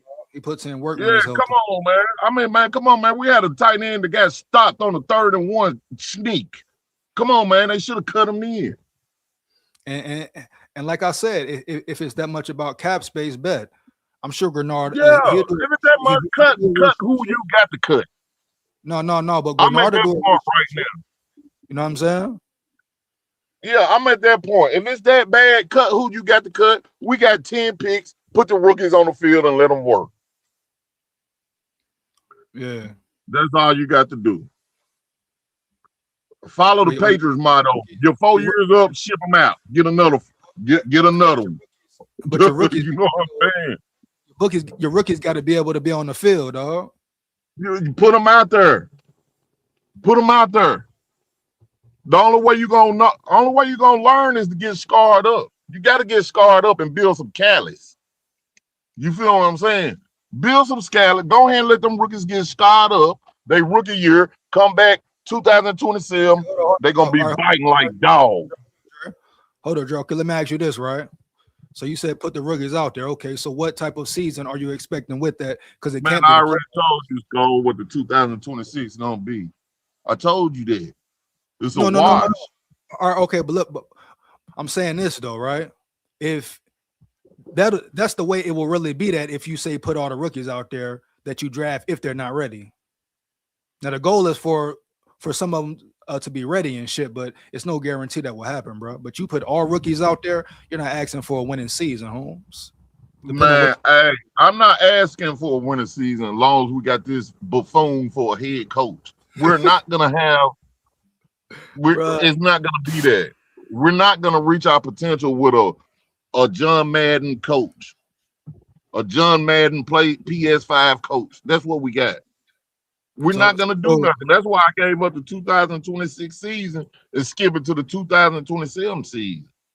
So you're pretty much out on a 26 season. You want no parts of it. Yeah. As long as unless we catch lightning in a bottle, and catching lightning in a bottle is will KOC change his ways? That's the lightning in the bottle, and I don't see that. After looking at all your pressers you done showed, I don't see that, bro. So basically say KOC comes out, gets out of his ego, changes his mind. What do you say then? And the Vikings go on the win streak early. What do you say then? Shit, we done seen that script before. I'm just what you gonna do in the postseason? What you gonna do in the postseason? That's the big question. Who knows, right? Yeah. Oh, one and done. Oh, you got to go. But I'm asking you though, would you be happy if the season started that way? If they're winning, I know I'd be happy. Because I'm a fanatic. You know? I'm a Viking to the day I die. Exactly. So you want them to win. I done seen that. We done seen that side. We done seen that, SKOL. We done seen the 13 and 12, 14 and all that stuff. That's so too gazy now. So y'all was going at it about JG getting traded or what? Like who talked about Flores? Like man, he got Flores this like he a GM or something, man. You know what I'm saying? Down this cap salary base, man. Cut them fools. So do you want to keep JG? Yeah, it's nice to get younger, but hey, some things don't go like that. You got to be able to adjust and adapt on the move. Like boom, boom, boom. Oh, okay. If I can't run my post game, we're gonna run a pick and roll. So are you saying keep JG? We can. Yeah. We can. Definitely keep Grenard. Yeah. We can. I mean, it won't hurt. But if you're trying to save money about the cap space, if you on all that right there, then let them. Hey, heads got to roll. You know, sometimes it be dirty like that. You know what I mean? It's a dirty game. We already know that, bro. So you and D Woods got into it about it, huh? Nah, we didn't get into it. We just had a nice little debate, man. Because he think he's the whatever he say is the right look. Nah, man, get out of here, man. I've been watching this team fail for years with the same mistakes over and over. What the hell? Nah, I'm on live. Yeah. Over and over. Yeah, give me 5 later. Yeah, hey, yeah, just over and over, just over, man. The same mistakes over and over and over and over. Nah, you got to try something different now. You know what I'm saying? Anything they talked about, I done seen it. They always want to give up. Zoe talking about we could give up Addison and get a second or a third. If you're gonna give up Addison, why you keep playing yourself short? Give up Addison for what, bro? A second or a third. No, I'm gonna give up Addison for a player that I want and a draft pick to go with. If you don't like it, see you. Bro, Addison is an elite receiver, man. We know what he can do at his But max potential. I'm just saying though, this is what they saying. Nah, I like my team to stay together and grow. Yeah. I like them to stay. That's the only way you can get good. You got to stay together and grow and gel and connect a brotherhood in the locker room, man. That's why them people love CJ Ham so much. Mm. You know what I'm saying? CJ Ham a trooper. He rolled it out. Harrison Smith a trooper. He rolled it out. They talking about, oh, we still got to pay Harrison. He deserved it. So what? So if you got to pay him the next 2 years, so what? Mm. You making money over money. Now you just don't get crazy with Harrison Smith now. He need a restructure. Nah, now. but I'm just saying, if you cut him, they talking about we still on the hook for him for 2 years. So what? I'm just for example. All right, But you see how huh? Hitman is no longer a starter. You know that, right? Yeah, I know he no longer a starter, but he put in his work though. Right. No, respect. And he suffered the same thing we suffered. Hey, Dre. At once I gotta say something though. Hold on. Hey, shout out D Woods. What up, D Woods? Thought you said you want to work, bro. Hey, I know you tell D Woods I want to smoke. Tell him log in. Hold on. I know you sent the message. The message I sent you, bro. You seen it, bro? What's happening? Shout out D Woods, man. SKOL VIKES. Yeah, D Woods, come to the party, gang. Come to the party, gang. D Woods know what I'm talking about. Shout out D Woods. He know what I'm talking about, though. Heavy. Okay. But no, bro. So you say, all right. Next question, right? Kyler Murray. You want Kyler Murray? Man, I take anybody that's gonna bring competitive nature to push JJ McCarthy. Ain't no way in hell. No, Max Brownsman can't push JJ. Mac Jones can the most. Yeah, Mac Jones can the most. Yeah. I like Joe Milton. You know, he got a cannon for an arm. He big. He can scramble. Dre, you like Joe Milton, dog, for some reason, Holmes. Nah, because I seen him play. I seen him. Love that boy. You know, I'm really upset with Joe Milton because I felt like he held back when he was at Tennessee so he could go to the pro. I felt like he didn't give us his all. That's my only knock with Joe Milton. You didn't give us our all. Your whole, you know, you had a NFL type of style play. You know, you could throw 70 yards with the flick of a wrist on your knees. Man, I seen that man run over a linebacker when he was in. And then I read the article he had put out when he went to the Cowboys. He said, man, I felt like I was better than Drake May and they ain't give me a fair shot. So I wanted my way out. That's why he balled out them last 2 games with the Patriots. I know what he could do. Man, almost 250 pounds, man. Hold on. So what did he do with the Patriots? He played preseason. What? He looked good preseason or what? I know he won the last 2 games, and he made some. And that man was on the top 10 ESPN highlights. I can tell you that. You talking about the lat? You know, you ain't talking about this past season, right? Not this last season, but the season before that. Okay, so this past season, who was you know, Dallas picked him up. He didn't do shit there. They traded, huh? He didn't do nothing. He didn't do shit there. Nah, huh? You're breaking up, bro. I mean, was he the QB? Hey, you was breaking up. Yeah, hey, if I'm breaking up, man. Yeah, just come back in, bro. Shout out Dre in the building, man. We're gonna get to the next segment. Hold on, let's see if you're there now. You good? I'm gonna take you off then. You gonna go, come back in? Yeah. I'm gonna take care of Brown and get him situated. Try to punch this Gatorade in him, and I'm gonna get back with you and tell Jedi to tune in. I ain't playing with Jedi. Jedi he talking about he got. Jedi quiet right now. Yeah, bro. Hey, log back in, homie. Shout out Dre in the building, bro. Let's get to this. What's the next segment we got here? Next segment we got right here, man. Like I say, link in the chat. Come up, say how you feel. Let it be real. Here we go, man. Yeah. 1 second. Let me see what we got here. Boom. So yeah, the whole Kyler Murray talk. I mean, Kyler Murray is just, everybody's so infatuated with Kyler Murray.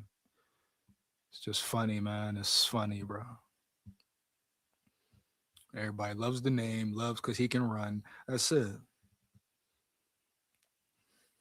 KOC so antsy and pantsy. The man can't even develop a running quarterback. So what the fuck he gonna do with a Kyler Murray? That's what everybody say, right? He can't develop a quarterback in general, but definitely not a running quarterback up. Come on, bro. No cap. Come on, Holmes. Heavy. So what he gonna do with a Kyler Murray that he can't do with it? JJ McCarthy. All right, bad. Bitch, yeah. Hold on, man. Let's see what we got here, man. I want to go ahead with him. Yeah, because Kyler Murray, this shit is getting real crazy, dog. Let's see here. Let's see here what people got to say about Kyler Murray, since y'all love the analysts. I love the media. Y'all believe everything that the media has to say and all that. Whatever they say goes and all that. So boom, let's see what the analysts and so-called experts, Holmes, of the whole situation really has to say. All right, bad. This was Stephen A. Smith, your man Stephen A. Smith, and whoever else had to say about Murray, huh? Who Murray is. All right, bad. Huh? Right here, right now. Go. 1 second, man. See what they have to say.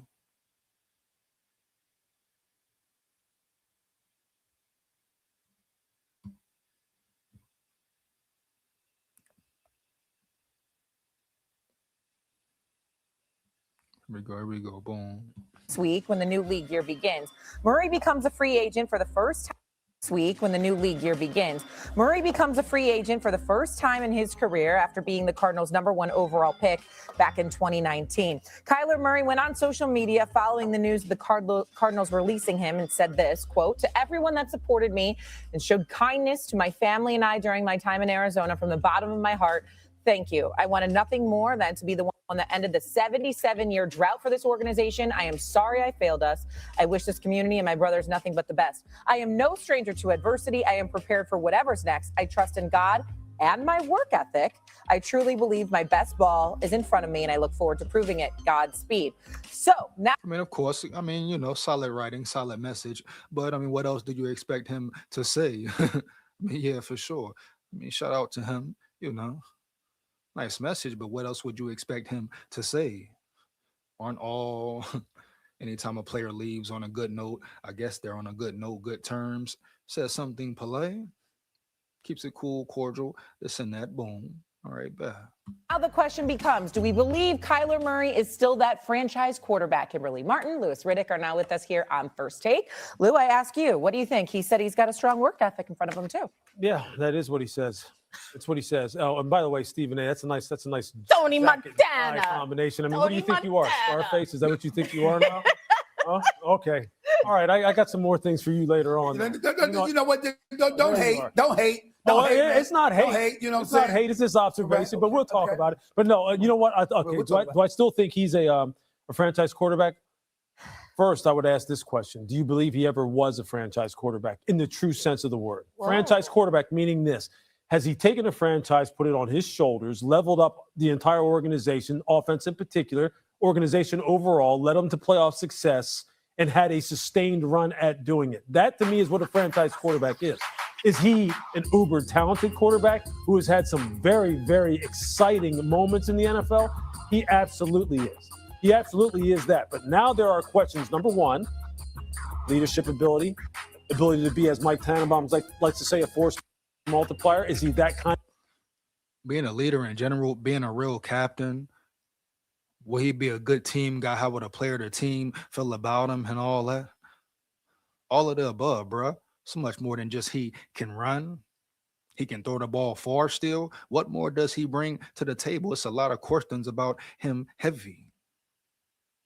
Once again, like the Burrow situation, bruh.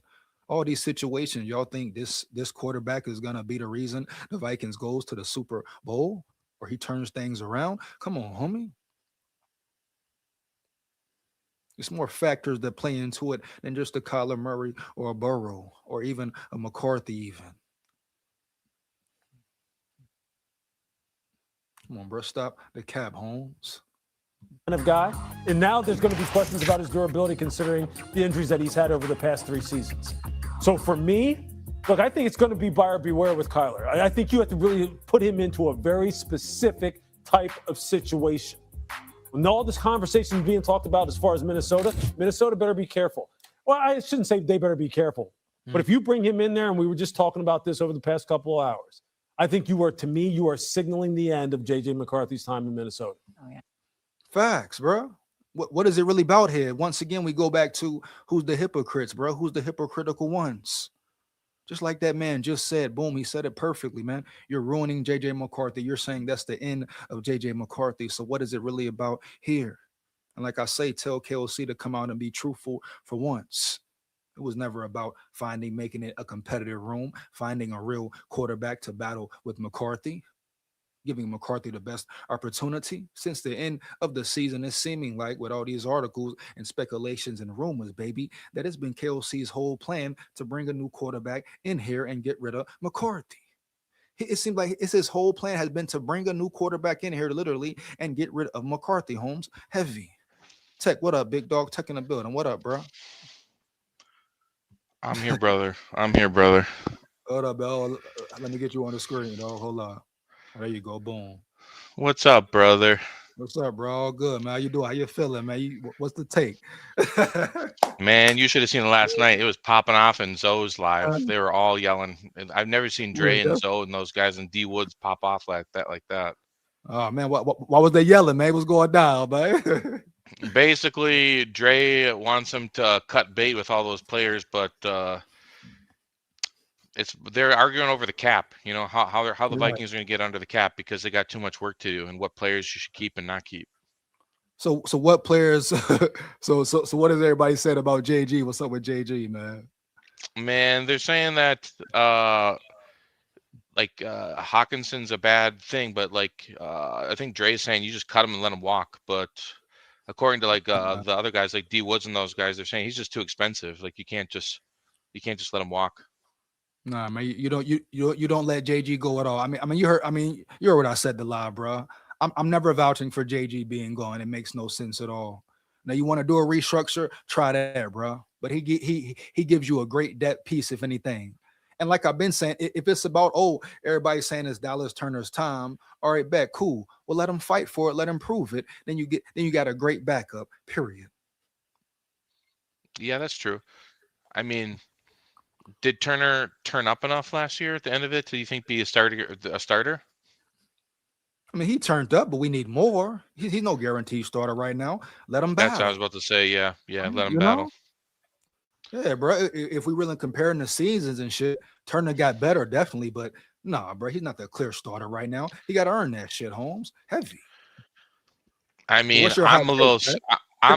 here's my hot take. If you ultimately want JJ McCarthy to be the most successful and you want him to stay Viking, my hot take is this. You either have 2 options to do that. And I don't think the Vikings are going to do either of these options, but here's what I'm saying. First option is you sign Aaron Rodgers for 1 year. You got a 1-year deal on Aaron Rodgers. And here, listen to me just for a second about this. I'm not an Aaron Rodgers fan either, but Aaron Rodgers is going to expose the fuck out of KOC. He's going to audible the plays. He's going to do what he wants to do. He's going to make KOC look worse. And I think the year could be worse. So ultimately, you get KOC out of there. Then next year, you start fresh with McCarthy and a new coach. Ultimately, you get KOC out of there. Then next year, you start fresh. Second, I think hold on. Dre shit messed up. Hold on. Hold Yeah, I up. think he didn't mute the stream. All right, go ahead. Second, You should be good. second option is you do nothing. You get some type of confident backup, but you let JJ. You just roll with JJ. You just either way, JJ I think is going to still be on the team, but you just let JJ play. Whatever the season is going to be, good, bad, or ugly, I think you let JJ McCarthy just do what he has to do. If he gets hurt, fine, then you have your answer. But at least you roll with them this year. Right. So What you do you saying think? stick with McCarthy, right? Stick with McCarthy, but ultimately, one way to do that is, I think the only I think if you have Mac Jones, EJ, I think they're going to be a team that's going to be 10-7, and I think they're going to get to the playoffs and they're going to get bounced, and we're going to be in the same position, dog. No. How can you guarantee that? And like I said, you're saying as if Mac Jones is a starter. I'm saying McCarthy going to beat him out, but that's going to make McCarthy even better. And then you got another dog at the QB too. That right now, if we're talking about comparing quarterbacks, Mac Jones is the best pick. But how are you going to sell that to Mac Jones? He's only got 1 year deal. He's never going to take that. He's never going to take that deal to come to Minnesota. Tech. Of course, this is ifs right now, but I'm saying Right. this, bro. If you lose a third round, you lose a third round, even a second round. You know what you get with Mac. He's been playing good ball. Did we see his numbers last year? I think he's been playing good. I agree with you, but I think he's got 1 year left on his deal. I don't think he's going to come here like Daniel Jones, thinking with the circus that he's got McCarthy kind of breathing down his neck. Hey, hold up, hey, got some news in the chat. Hold up. Vicente in the building. He say, I just saw the Vikings releasing Jonathan Allen, bro. Let me check. Shout out Vincente, bro. Shout out my levy dog Vincente. That'd be bro. huge. That's big. News. They try to see now. See, now they're being smart. You see that smart there. Now, Jedi. Oh. Can you hear me, Jedi? Yeah, what's up, big dog? Now, you see everything I was saying last night. Guess what's happening today? They're cutting bait. They're cutting bait. Didn't I say that last night? Yeah, but I mean, I agree with you, but I'm saying these people who only think about the money got the other side of the coin, though. But I agree with That's you. how you know they ain't got no entrepreneur mind. You got to have, you know how people get rich? They take risk. He's out of there, bro. He's out of there. He's out of there. Yeah, He's out of there. That's how Out you of got there. to take risk, man. You got to take risk, dog. If they ain't doing nothing, why we got them on the payroll? Who's next then? Who's Big next, fact, Dre big Hawkinson? Who's next, Dre Hawkinson needs to be next.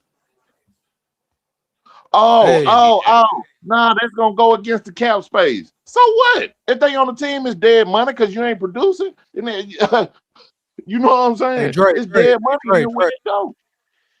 Hey, I'm gonna read this article right quick, man. I'm gonna read this article right quick. Hold up. Bet. About Jonathan Allen. Hold up 1 second, bro. All right, boom. Here we go. Report: Vikings expected to release Allen. The Minnesota Vikings are expected to release defensive lineman Jonathan Allen. Sources told ESPN's Jeremy Fowler. Allen signed a 3-year, $60 million deal with Minnesota in 25. Minnesota is currently more than $40 million over the salary cap. Damn, bro. And the move will save the Vikings $6.53 million, according to Over the Cap. The 31-year-old suited up in all 17 regular season games in his only campaign with the Vikings, so he did stay healthy. Recording 68 tackles and 3.5 sacks, he played 75.9% of defensive snaps, the highest rate among Minnesota defensive linemen in 25. Vikings veterans Javon Hargrave and Aaron Jones were reportedly informed that they will be released as well. Minnesota is also reportedly shopping pass rusher Jonathan Grenard, stupid as fuck, who carries a $22.6 million cap hit in 26. The Commanders selected Allen in the first round of the 17 draft. The Alabama product spent the first 8 years of his career in Washington. Roll Tide full of pride. Damn, bro, he gone. Though. How y'all feel? Good. Hold on, man. Hey, more money up though, right? Now you keep It's JG. It's all about production. That's the way the world works. Hey, Tech got the fuck. Hey, Tech. Hey, that motherfucker.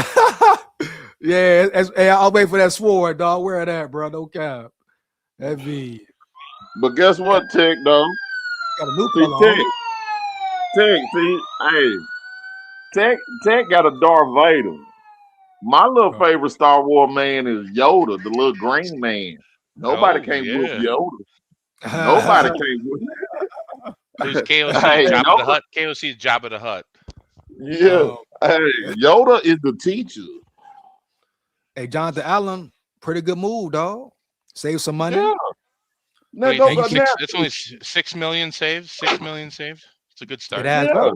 It adds up. Now, Though, you gonna tell me, now look at his stats. What he did. He played in all 17 games. You gonna tell me you can't get that out of a rookie? Well, hold on, Dre. Hold up, Dre. Do we know for real? Injuries happen every day. Man, Donovan Jackson.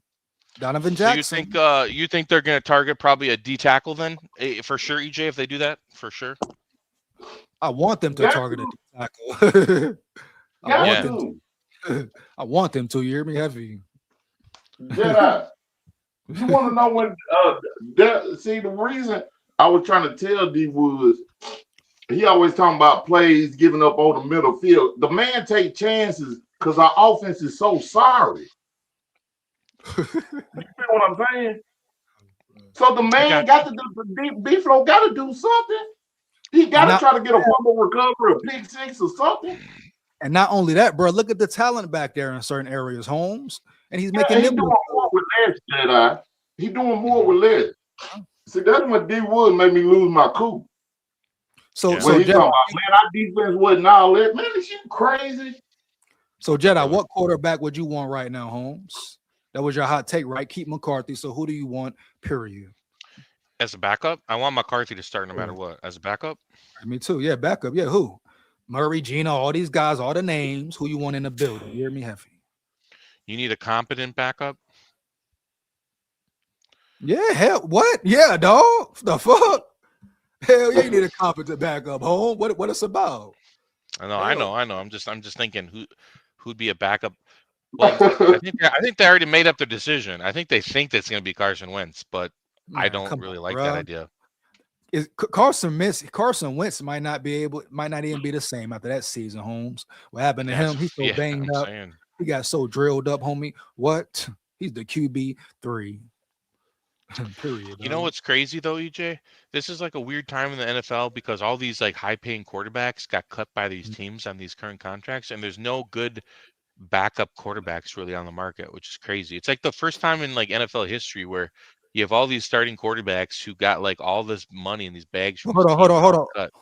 Right, hold on, Tech. But let's not say good, maybe not great, but definitely some good ones. Holmes, Mac Jones, a good one, bro. Heavy. Now you know what it is, Jedi. They signing these quarterbacks because they know it ain't really no good quarterbacks no more. Well, okay, EJ. They're using backup quarterbacks for lateral. Collateral. How do you sell that though, EJ? You're Mac Jones. You prove you can play. You say, "Hey, Mac Jones, you come in for compete for the job." I mean, there's no way he's going to buy that. What do you mean? He bought in San Francisco, Holmes. Some other team will give him the starter job. Some other team will give him the guaranteed starter job versus our team, which would maybe give him the starting job. Jedi, he got his Crimson Tide glasses on too now. Don't forget that. What team would give him that? First off, it's saying guaranteed starter. What team would do that? I think the Titans are desperate. I think there's a couple other teams that are desperate. Oh, hell no. Titans got their quarterback. Yeah, they just drafted Cam. What's the name? Cam Ward. Oh, okay. Yeah. The Browns don't got a quarterback, but they're a joke. No, they do got a quarterback. The Saints, I don't think the Saints got a quarterback.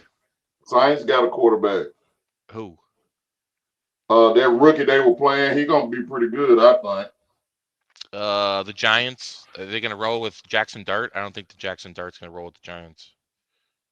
Bro, Mac Jones is a good quarterback, Holmes. Heavy. I think he's good too. I'm not disagreeing with you, Jay. I think he'd be successful. But I think here's the problem. Do you agree when you got two quarterbacks, you got none? What does that what? Have you heard of that saying? You got two quarterbacks, you got none. Who said that? That sound dumb as hell. That sound dumb as hell, bro. That sound dumb. Who says that? You've never heard that? Dumb as fuck. No, for real, No. really, bro. Like no cap, no. That's crazy. I believe I know what he's saying. I don't think he's saying it right though, Jedi. Well, he need to expound, or whoever said it need to expound on it. What Dre, they mean. Dre, you know what I'm saying, Dre. What are you saying? What am I Yeah, saying, Dre? I know what you're saying. I know the saying you're talking about. What he's saying, Dre? I mean, let it out. You got to have two quarterbacks. You got to. That's damn near on the same level, basically. So you won't get that much drop off. Is that it, Tech, or something else? Yeah, kinda. Yeah, but what I'm saying is they both want to be the starter, right? In a position where you know who's actually starting. Like if you were for sure saying McCarthy is our guy, then that's fine. And then Mac Jones actually has to like make sure that he knows his role, which is I'm coming in to compete and back up McCarthy. But when you got two people like breathing down his neck, I think it messes with the psyche and the play. I think McCarthy's going to feel like he's on a short leash. KOC might try and bench him or something. And then what? You can't go back to him. If McCarthy feel like that, then shit, he might not be the one. Bro, why even play Holmes? I don't think it's that Holmes, but I think everybody's leaning on this Murray situation. And guess what, Holmes? If they bring Murray in the building, like I said earlier, KOC been lying the whole time about his plan for McCarthy, period. It's not about growth and development, nothing. He's been trying to get rid of him since the end of the season, period, bro. I mean, at least bring in Murray Holmes. Come on. At least we'll know where we're at, and we don't have to be lied to anymore. What you mean? At least you'll know. You're in a worse spot you was before. And you ain't all right, bad. You're in a worse spot you was before. Dude. I agree. We would set us probably back another 5 to 7 years. Like what is it about Murray? Like, what about Murray is guaranteed wins with Murray? Let me know. Tech, you love Murray, right? Me? No. I'm definitely not a Murray guy. No. He hasn't been healthy.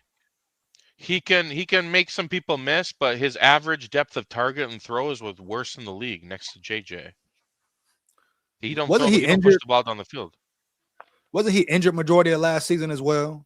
Yeah, he was injured almost 80% of the season. Actually, I don't think he played more than was it 5 games or something. McCarthy missed a few weeks, so he's injury prone. He's injury prone. Oh, Kyler Murray injured majority of the season. Oh, everybody wants him now. It's the style. I think it's KOC thinks it's a style. KOC style. Yeah. Hey, guess what? I'll tell you what though. KOC saved it. Don't you know everybody on his offense get hurt? I think they get hurt because of KOC's. Don't you notice everybody in his offense? I think they get hurt more because the way KOC plays. I think he's soft and he don't even play his players during preseason. It's crazy. If you want to have a real discussion, I think KOC is kind of soft and he should play his players during preseason. He's been soft, Holmes. He's been soft, man. No cap. Let's see what Hu Yang say. Josh Dobbs did pretty good until O'Connell took control of him. O'Connell won't let Aaron Rodgers do his things either. I mean, he kind of big facts, no cap. But Aaron Rodgers knows the game better than Josh Dobbs. He don't want to let Dobbs. He didn't want to let Dobbs do what he do. He didn't want to let Dobbs do what he do. But try to make him a passer. And SKOL, you know, because you don't watch Dobbs. You don't watch Dobbs in college.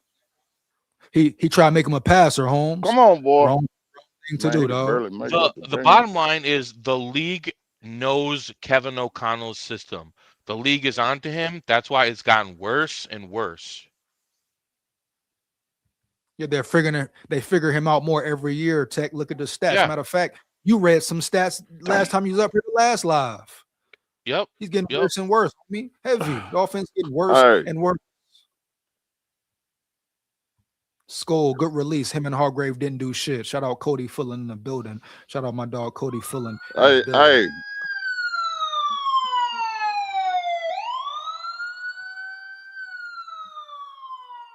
Hey, hold on for a second. I gotta carry him up. I gotta carry him up here, man. Hold on, SKOL. Are you gonna take you off cam? No. I'm just gonna pick him up. He outside you in the bathroom. He's so tired he can't get up. So I'm gonna pick him up and take him in the house. Hold on. I'm here. I ain't going nowhere. Did you miss Bradbury? He did pretty good with the Patriots. Hell no. Did you miss him, Tech? I think the Vikings didn't get the maximum out of him, like they don't get the maximum almost out of all their players, if I'm being honest with you. Chris Cooper. Where's Chris Yeah. Cooper? Yep. Now, is Bradbury a tier 1 center? No. I mean, the Vikings did get some good news today, though, that center for the Bears actually is retiring early. So they're going to have to deal with that and get a center in there in Chicago. Real shit? Who, Linderbaum? Yeah, Dahlman, center, Chicago Bears, really? announced his retirement. Yeah. Oh, shit, he's out of there? Yeah. So he retired early. He's only 27. Wow. That's a win for the division for us for sure. They're going to have to deal with that. Facts. Cody say Jalen Redmond did better. Nah, shout out Jalen Redmond, dog. Heavy, man. No cap. Shout out Red, dog. No cap, you know. We'll see during training camp, though, if KOC says, hey, how about we turn down the intensity, EJ? How about we turn down the intensity? Hey, turn it up, but manage it properly, you know. Manage it properly, dog. Hold on, we got Daniel in the building. He said, I told you, EJ. Daniel, let it be known. Daniel, let it be known. What you say, dog, what you say. You hear me heavy.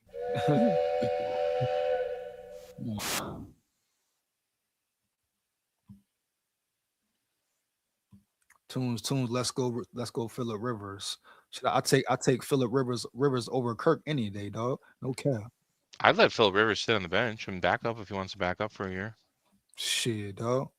Rodgers got those no-look passes. That's something JJ can learn.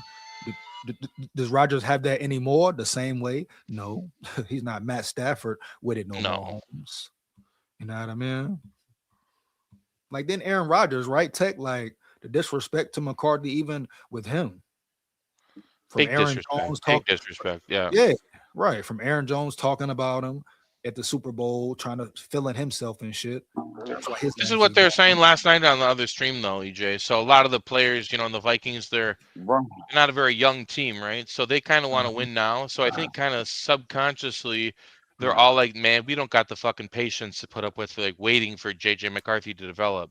I don't know if you think that's true or not. If you think players actually do feel like that sometimes. Players? What players feel like this? And who knows the players feel like this? No, I don't, but that's what they're saying last night in the other stream, that players could have that sentiment where they're older, like, oh, we don't got time to I don't want to wait 3 more years. Yeah, they know when it's always. They understand. Is that a possibility? It's always a time window on your Super Bowl team. Hell yeah. That's for every team every year. No, facts. I'm saying this here though. Yeah, they know it's a certain window. Are they in their window right now or not? Who knows? We'll see next year. But that doesn't mean they don't want McCarthy in the building, Holmes. That doesn't equate to that period. I see what you're saying. I mean, players ain't in the building saying, "Oh, we don't want him to develop." If that's the case, shit, be real. Why the hell Jeter talk about him and McCarthy training, calling him his youngin and all that, Holmes? Yeah. I think KOC kind of lost the locker room a little bit, if I'm being honest with you. I asked that question, midway through the season, a little more? Midway through the season, yeah, exactly. Yeah, bro. Come on, Holmes. Like, you could tell. We're going to see this year, bro. Yeah, I think this year will be for sure. JJ McCarthy won't get a real shot at QB1. That's cap, Daniel. That's cap, dog. He'll get a shot if they keep him. If they keep him, bro. Right? He got to be QB1, man. What are he talking about? That's what everybody's saying now, right? Don't act like they ain't trying. They trying to ship him. They KOC feet to the fire too. So hey, is either you the whisper or you're not, or we go get somebody gonna be one like Ben Johnson did for Chicago. Oh, Dre, but you know how KOC been protected, Holmes. I mean, if I'm being honest with you, EJ, I kind of want KOC to shut his mouth until the actual draft. Yeah, I agree with you, dog. Because he lying out his motherfucking teeth. You hear me? He's talking a lot, dude. He's talking like he's just chirping. Talking, bro. Like thinking he doing something or did something. Come on, bro. And he's fucking lying because the way the narrative is going, this is like I've been saying. This has been his decision from the jump. He wants McCarthy gone and Murray in, or somebody else in. Yeah. Never been about developing McCarthy and growth and all that. Is that you? No, that ain't me. Dre must got visitors today. Yeah, bro. It's a long ding dong, right? Heavy. Ding dong. Ding dong. But yeah, bro. Now, what, man? Oh, bro. McCarthy, man. Disrespecting my guy. Disrespecting my guy, bro. But if they don't play him, EJ, if they don't play him in the preseason, like, it's going to be a repeat. It could be even worse. Play McCarthy? Yeah, if they don't play him in the preseason, dog, it could be even. We might be looking at a season that is worse offensively than last season. Do you think so? I think it could get worse. I don't. I mean, depending on it shouldn't get worse. It shouldn't get worse.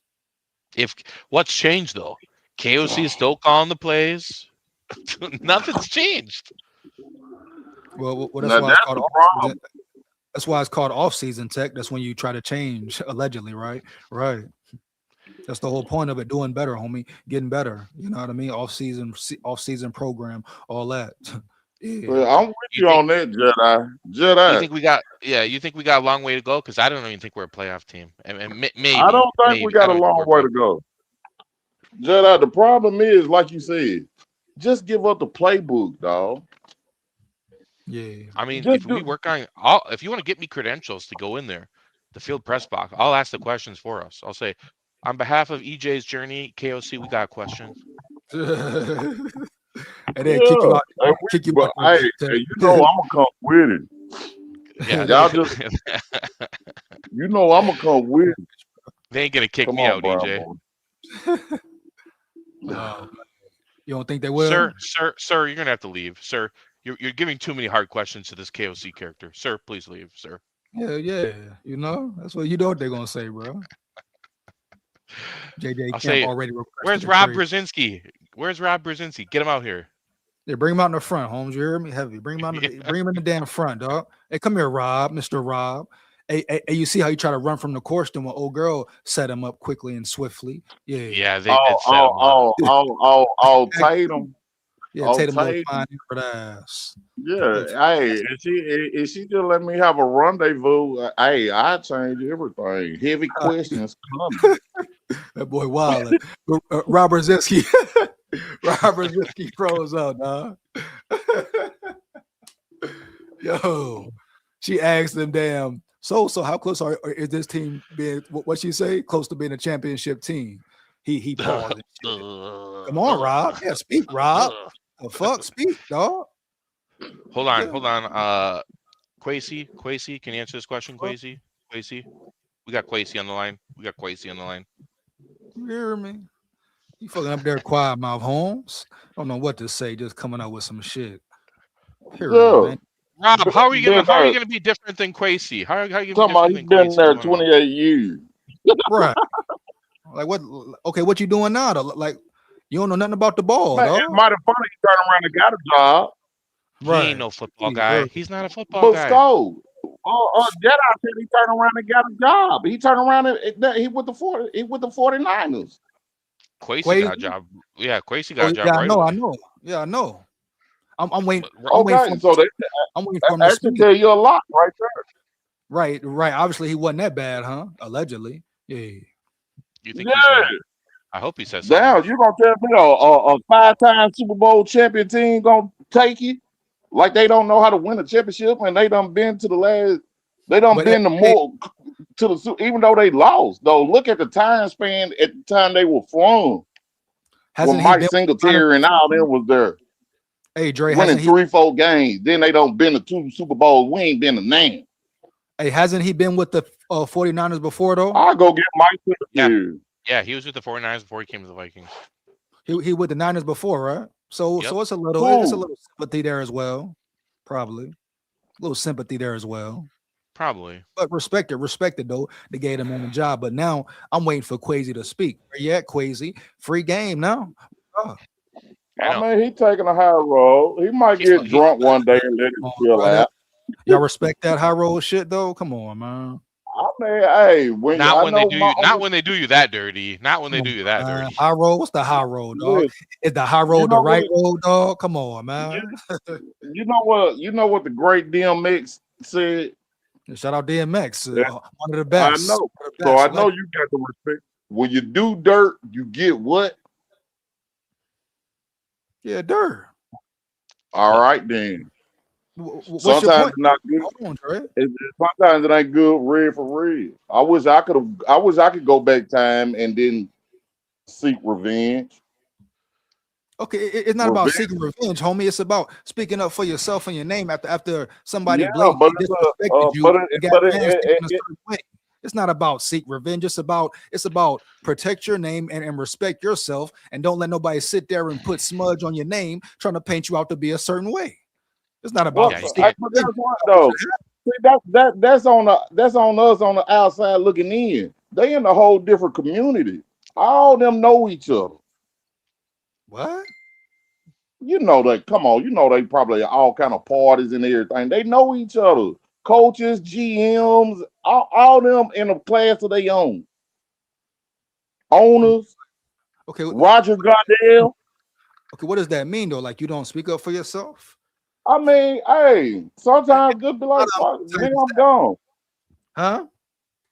Sometimes it be like, fuck it, nigga, I'm gone. I can feel where he coming from. You know what I'm saying? He up in age. You know, he got a kid. Then I got other shit on my mind. And y'all ain't one. Oh man. But the crook in me make me want to go bust somebody's motherfucking head. No, it's not about being crooked. It's about doing what's right. Speak for yourself, Quasi. Nah, I think the crook in me. The crook in me. No, want to go. I get but yeah. Talk bad about my nizzle, and he wanted hardball. No, I'm just saying, Quasi need to say something, bro. I mean, yeah, when they do somebody that dirty, you know what I mean, and I mean that's fine, but just it's as a man, I don't think you can let somebody else bring your name through the mud that bad. And what example is he setting for his kids and family and shit? Let anybody do him any kind of way, do him dirty, not take up for himself. Know what I mean? What message that Peyton, bro? Period. I mean, it's fine. Just if you thought he was not a good GM, why'd you extend him then? Like, it doesn't make any sense, bro. No, they're still paying that guy. They're still paying that guy. It's a bunch of cap going on right now, Ted. Then they telling me that's a money of his own. I said, so what? It's still a cut. It's still money gone. What's money of its own?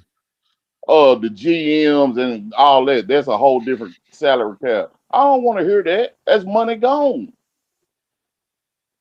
Money gone that could have went somewhere else. See, they ain't got no entrepreneur minds, dog. That's what I think. I think the Vikings got all this people that just want to like say the right thing and be politically correct and make everybody feel good all the time. Like you got to risk being offended. You got to risk being wrong to be great, dog. Right? They're just afraid. They're just right. You know what I mean? Exactly. Man, a rich man told me, for you to be rich, you got to take chances. I mean, look at the 49ers. Look at the 49ers. They gave up 3 first-round picks for Trey Lance. They move off that guy. Now, they got lucky in getting Brock Purdy in the same round. But, right. I mean. Oh, boom, tech. Scouting. Wow. Yeah, exactly. Yeah. With Richardson as competition and have Wentz as a backup, yes, it's going to be worse. Yeah, well, facts, man. I think so. Facts. What he said? But it still go back to the play calling. It still go back to the play calling and this man's style of offense, dog. I don't think no quarterback will work. If they are, don't you know everybody get hurt on offense? Starts with KOC, homie. Yeah. That's because you too finesse. All right, boys, I'm gonna hop off and make some dinner. Appreciate you. Okay, man. You stay up, Jedi, man. Yeah. That's finesse, bro. Yeah. He say with like Richardson as a competition and have Wentz as backup, and yes, it's going to be worse. Man, no, don't nobody want AR Holmes. Heavy. I mean, I'd take AR over Max Brausner all day long for the third spot on the depth chart. We talking third or we talking second string, man? We talking about bringing him in for I'm McCarthy. talking about JJ McCarthy 1, Carson Wentz 2, AR 3. Brausmer out of here. I don't even want you on the practice squad. Do we? So, but what makes you say that though? Because what has Richardson done to make you think he's better than Brosmer at this point? He still can play, man. See this where see this right here, Drake. This is where like the facts come in, though, bro. Anthony Richardson is injured. All right, the fact is, who got more talent, Max Brausner or AR? You want to talk facts? Are we talking about arm talent? What are we talking? Running ability? I'm talking about talent, period. I'm talking about talent, period. Anthony Richardson, he's not the same QB. Don't know. Who knows? Hey. I'll give him athlete. I'll give it to him. Boom, better athlete, hands down, easy by far. But as far as quarterback, that's what we need with a dumb play caller like KOC. But we had that with Dobbs, but Dobbs tried to listen to him and then got him knocked out the game. Then you blame it on him. You can't just rely on that though, man. It's just like the Murray thing, dog. You can't just rely on because he can run. I'm just building. I can't. You can't go wrong with it. Ain't no way in hell I'm gonna let this man stay on my roster, dog. Brosman is your third. Why not? Yeah. Develop him, make him better. No, you can't develop hard. That's your opinion, dog. I seen a coward out on the field. What, bro? Man, see, that's who we see. See, that's where it's different, that Dre. You made me go there. You said you want facts. All right, I just gave you one. Go back and look at the replay. Go back and look at that game and see how many times he had pass protection and panicked and threw the ball away. Bro, how many times have we seen quarterbacks look bad under pressure, Holmes? Huh? I understand that was a horrific decision making that play in Seattle. Understandable. That's not I'm taking that out. I'm taking that out. Did he play the last versus Detroit? Did he play horrible? Especially when KOC made sensible play calls. He had some good throws, matter of fact. Who, Brownsman? Yeah. Did you watch the Detroit game, Holmes? Man, hold on.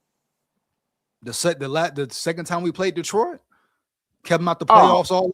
Man, I ain't talking about that old kitty ass goddamn. We just got lucky and here's some big plays, dog. That man live on explosive plays and defense and put a defensive game plan on his ass. I'm talking about Brosmer's gameplay, homie. We talking about Brosmer here, dog, not KOC, man, it dog. Was garbage. It was garbage to me, to be honest. I don't think it was that piss poor, and it wasn't great. Good, but it wasn't hard. All right. And KOC offense, even if what was his longest pass play? What did he even throw 9 yards? I mean, that's cool. I'd take it. AR, man. I could do that. I could do that with AR. Hell, I could get 100 on the ground with AR. You got to do it. 2 years in the system. You know what his problem is? You know what his problem is? Who? AR, Anthony Richardson. Injury prone. Slide. This ain't college. That too. This grown men. Slide. That's all you got to do.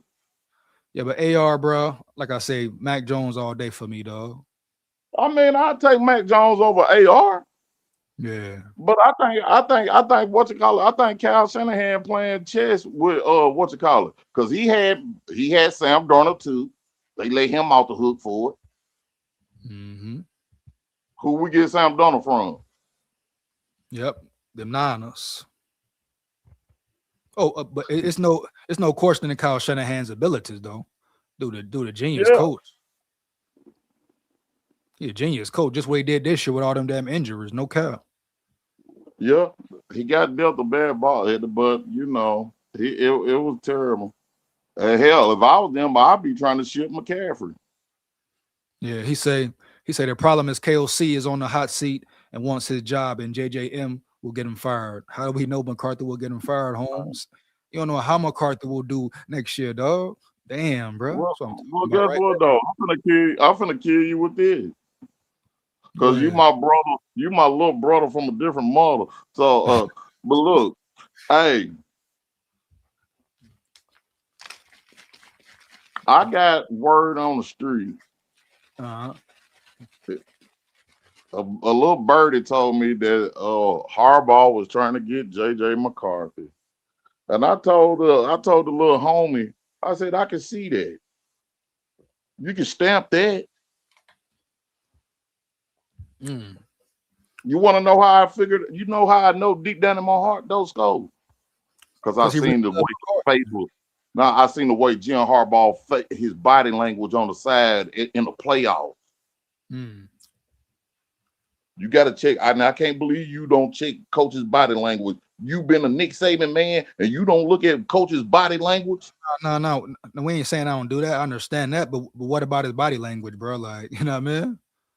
Oh, go back and look. Oh, you don't be looking like me. I be dissecting this shit. I look at everything, dog. You know what I'm saying? I look at the team morale when they call a bad play. I look at everything. I look at the coaches' faces. I looked at when I seen Brian Flores had to call that timeout for KOC. I seen the way he looked at that man. So what you? Yeah, I saw that too. I mean, yeah, talking about versus the Giants game. Yeah, we all saw that, bro. Yeah, I think he might have did it at the Seahawks too. Shit, yeah, wouldn't be surprised. Josh Metellus looked at him on the sidelines, crazy. But I'm saying, what about when that man threw that pick? We down 3-0. That man throw that pick six or pick or whatever that was, and we only down 3. The whole team around. We done scratched and clawed all this game. What about his movements though to make you think that? I mean, because it got to be like because he didn't speak of McCarthy or say he wanted him back or Man, nothing. I don't know, man. I might just have a knack for that shit, man, and just being there off of the being in that prison life. You just see shit. You read faces and body language and shit. You know what I'm saying? You just got a knack for this shit. Well, you know what I'm saying? They got hell yeah. I done went to classes. A person got about like 50, 60 different facial expressions. Hmm. You know what I'm saying? Just depending on the person. Well, no, you can't control it because it go on your blood pressure. That's why they got that polygraph. When they start, your blood pressure change when you be trying to think of lying and shit. That's why when them cops put that polygraph thing on your head. Right. Oh, you lied on it. Your body pressure changed. So your facial expression changed too. People don't know that because you can't see it. You know what I'm saying? Yeah.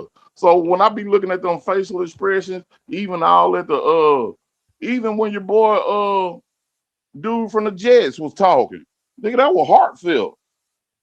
Yeah, that was Harrison Phillips. But like, I understand you say what he's seen, but if you see him on the field, you didn't see him next to McCarthy or McCarthy bomb. So what are you seeing from him make you think he was thinking about McCarthy? That's the question. Which coach you talking about? Bro, you said you read Harbaugh on the sideline, so and you knew him. No, you talking about he was when he was that playoff game, he didn't like that shit. Well, they was losing, Holmes. I mean, that don't mean he wanted McCarthy. That's his second playoff game with Herbert, and you don't went out there and stunk it up. I think. Well, did you watch that game? Yeah. You know what he was missing? I believe Najee Harris was hurt. Yeah, but I mean, did he stink the game up, or was it overall a bad game for the team? Man, come on, man. From a Jim Harbaugh talk quarterback, man. Come on, man. And with his talent. Bro, I'm saying I just can't sit here and say that he wants McCarthy and he hasn't said it. Might have had a bad game. All right, let me say that. He might have had a bad game. Sometimes the motherfucker just have a bad game. See right there. But you can't have them like that when money on the line, when it counts. Because that Super Bowl window is small. That's why these coaches and GMs do what they do. They know you only got a 3-year for window. That's why Josh Allen was crying when they lost their playoff game. You had the best chance to win a Super Bowl. Yeah, 3 to 4 year window, depending on how you do certain things. Yeah. Depending on when it starts and shit like that, how much cap space you got and all that. Yeah, but then when that money get to talking, let me see. Boy, that money the rule of all evil. You know what I'm saying? You might like it, but I fool with Diggs though. Yeah, I wouldn't bring him back at all. And you said you want him back for what? Heavy. Hell, they brought sorry ass Leadfoot back. Thielen. Yeah. That slow motherfucker running. Now, who you gonna get more production out of, Thielen or Diggs? And I can't believe they brought him back. I don't want Diggs either though. Diggs can stay going, dog. For me. I mean, I'll take that, but damn, if Nailor leaves, you know, if Nailor leaves, hey, this chess not checkers. I'm trying to win one, dude. I'm about to be 50 years old. Hey, they may work it out with Nailor. That's what I'm hoping, dog. For real. Well, they're gonna have to do some slicing and dicing. Yeah, big fact, no cap, bro. Yeah, nigga, I'm finna reconstruct hockey. You want to be on the team, then you finna make $3 million. That's all you worth, if that. Hawkinson getting restructured. Darisaw maybe. Brian O'Neill for sure. Ryan Kelly, Fries. Who else? Who else can we restructure out that bitch? Let's see here. Who else, bro? Man, if you cut Hawkinson down to $5 million a year,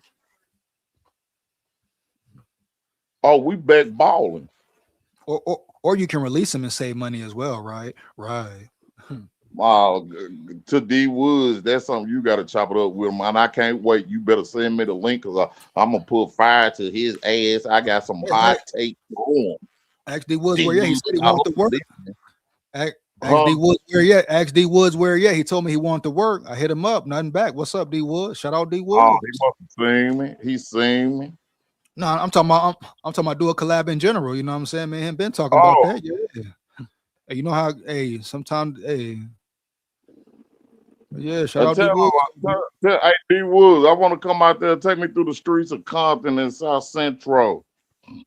Y'all get too deep in it now, but that. I just want to go. I ain't never been out to Cali before. I want to go out there. Oh, you say you want to go out there like that? Okay, I got you. I got you. Hey, Hu Yang say run fast to JJ. Yeah, shout out McCarthy, dog. All day. Shout out 9. You say Daniel say, but we truly know then if KOC is this so-called whisperer, let's see it put that job on the line with JJM, or he already lost the locker room. He could have lost it already. Hey, hold him accountable for once, Daniel. Heavy. You know, hey, I'm finna kill you again. I'm finna build this thing. I looked at that presser you played on Nick Saban in 2007. Yeah. That's how I'm building my team. Yeah. What he say? The first thing we're gonna do is win the line of scrimmage. Trenches, but your coaching staff as well. Program. Well, trenches. They're going first. Hey, coaches first. That's when your skills come in. Yeah, coaches. What a coaches, what a development, all that. You still got to run the play. Yeah, you just do it at your best ability. Yeah, shout out Los Angeles too, man. LA, all that. That's what you say you want to go, right? Yeah, I gotta go. I gotta give a shout out to Easy and all them. Yeah, we have it, man. Shit, man. Hey, but hey, I'm finna finish up the rest of the live, bro. I gotta break these. Do it, man. Hey, and look here, SKOL fans. SKOL fans. I'm gonna tell y'all this. Chat live. Because I got to take care of my brown boy. My brown boy down. He down, homie. Yeah. If he can make it through the night, I got him. But Chat live. Do not bring Gennard name up no more tonight. Please don't. Shout out JG. Please don't. Yeah. All right, homie. I hold it down, bro. Man, hey, shout out Dre in the chat, man. Shout out Tech 2. Heavy. Shout out Jonathan Grenard, dog. Heavy. Let's go ahead and get back to this video here. Finish this up, man. But right here, they saying about Kyler Murray, bro. They're saying, what's up with the leadership? Do we know about the leadership? What do we know? What is he really going to bring for real? Heavy. Don't just look at a player. Oh, he can run, he can throw, he can do this, he can do that. Oh man. All right, cool. Hey man, can he run the offense as a quarterback? Can he lead? Can he be a true leader, homie? Hey, how is he in the locker room? All that. Oh, how do the players feel about him, man? Where's his mind at for real, Holmes? Heavy. You know what I mean? Early. Is he the same Kyler Murray? It's no guarantee, right? Is he the same Anthony Richardson? It's no guarantee, right? Heavy, man. That's all I'm saying. Don't just get excited about athleticism or freakish arms, man. You've seen a lot of quarterbacks with freakish arms, so to say, a lot of power. Y'all talk about McCarthy. Oh, he throwing it too hard. He throwing it too hard. Just because you a quarterback with a big arm, don't mean you will necessarily be successful. Now you can't coach a big arm, a strong, powerful arm, man. Period. And that's what McCarthy has. But you have to develop the other traits as well, Holmes. Period. That's what it comes down to. And once again, they're trying to find KOC an escape route. Every time, every damn time. But he's the QB whisperer. He's the guy. He's the guy. You know, the guy. Hey, man, a little intermission, man. I will be right back. Give me about 5-6 minutes. Rock and roll with me. Lock in with me. We're going to finish it up, man. SKOL VIKES. I repeat, SKOL VIKES. Yeah, man. Lock in with me. I repeat, lock in with me.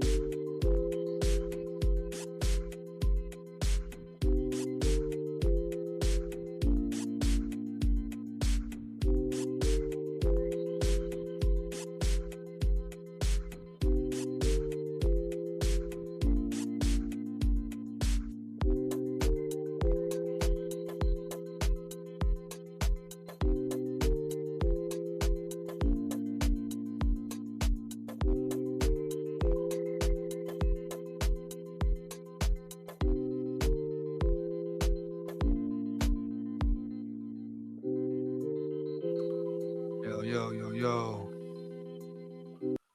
Back at it. Here we go. Here we go. We good. SKOL Vikes. I repeat, SKOL Vikes. Let's go ahead and get right back into the video. Hold on 1 second. Share the screen.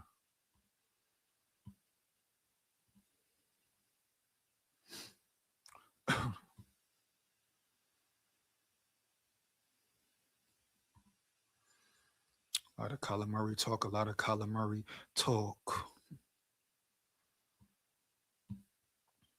Because he is not a bridge guy. This is not why you're bringing Kyler in. He's only 28 years old.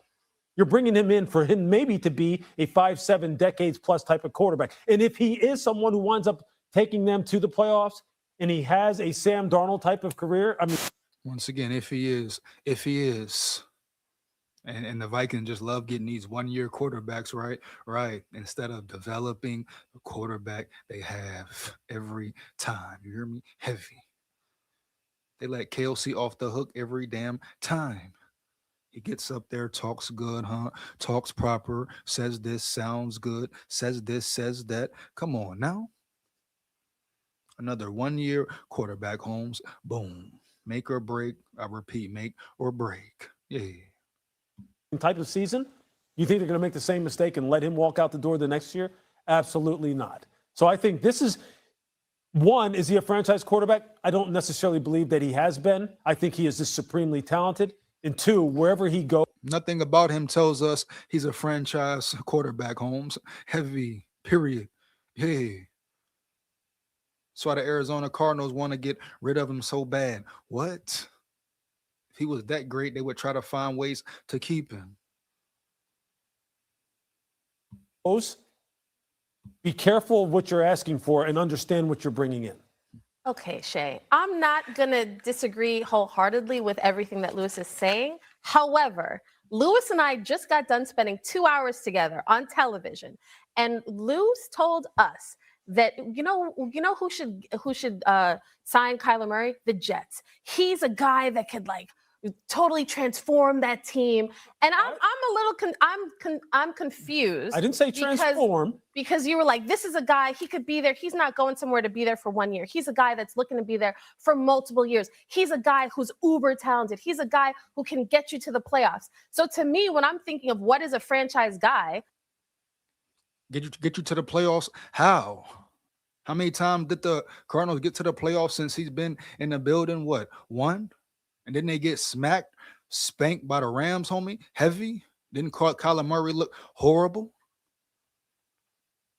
Anything to get away from JJ. Anything to get away from JJ McCarthy, man. Yeah. How ironic it is. And when KOC looking good, it's all good. Yeah, for real. No cap. No, they don't want him to look bad at all. You hear me? Heavy. SKOL Vikes. what is the point of having a franchise guy? To get you to the playoffs and beyond. I'm not denying that there are some questions about Kyler Murray, the leadership, the maturity level. There are definitely questions about him. However, I'm just surprised that you are definitively saying, I'm not sure if he's a franchise guy when he's one of the top free agents available right now. Being one of the top free agents available is really just a matter of supply. Well, that's what it is. Look, okay, when I say franchise guy, this is what I'm saying though. That's the sound of an American oil company hard at work. Want to be a part of it? Listen up. Hello, my name. I'm saying he is not going to be the guy who can elevate an entire organization and put it on his shoulders and be the example setter. Y'all think Kyler Murray going to put it on his shoulders with KOC calling plays like that? Oh, let me guess. You think Kyler Murray could have put it on his shoulders this year, Holmes? That man would have been injured even worse, Holmes. Heavy. Oh, yeah. Kyler Murray would have missed a few games too, maybe even more. Could have potentially had a serious injury. So what are we talking about here for real, dog? No cap. Heavy. Wow, Holmes. Hey. Got a young 23-year-old quarterback, all the talent in the world, but they don't want to work with him. All right, yeah, let's get it. Be the tip of the spear that is going to be the total difference maker, like true franchise quarterbacks are. Like the Joe Burrows, the Patrick Mahomes, the Josh Allens. Those are franchise quarterbacks. He is talented as hell. There's no question about that. There's a reason why Arizona's moving on from him. And I'm not saying it was all his fault down in Arizona. I'm not saying that. But this is not, to me, he is not the guy who's in the same category as true franchise quarterbacks are. Okay, Stephen A. Well, Mr. Chippendale's messed up. Don't let him get on you. It's 10 you. o'clock in the morning. It's 10 o'clock in the morning, and you got. Come Stephen A. though with it. Here we go. See what Stephen A. got to say. Old Stephen A. about Kyler Murray. Me agreeing with Kimberly Martin this early. I usually like to wait about an hour before I agree with her, but I got to agree with her a little bit. I got to agree with her a little bit earlier this morning. I think that you're wrong, Louis Riddick. Well, listen, I'm gonna say this. When you talk about him being a franchise caliber quarterback, he ain't Josh Allen, Patrick Mahomes, Lamar Jackson, or something like that. But the brother's a two-time Pro Bowler. He's a former Rookie of the Year. He can play. When you notice that he only led to Arizona Cardinals to one playoff appearance, right? And they haven't had really a playoff appearance or a winning season since. So what's the point then? What is the point then? Heavy, and you're bringing him in to do what? Like what are the Vikings bringing him in to do for real, dog? You hear me? No cap.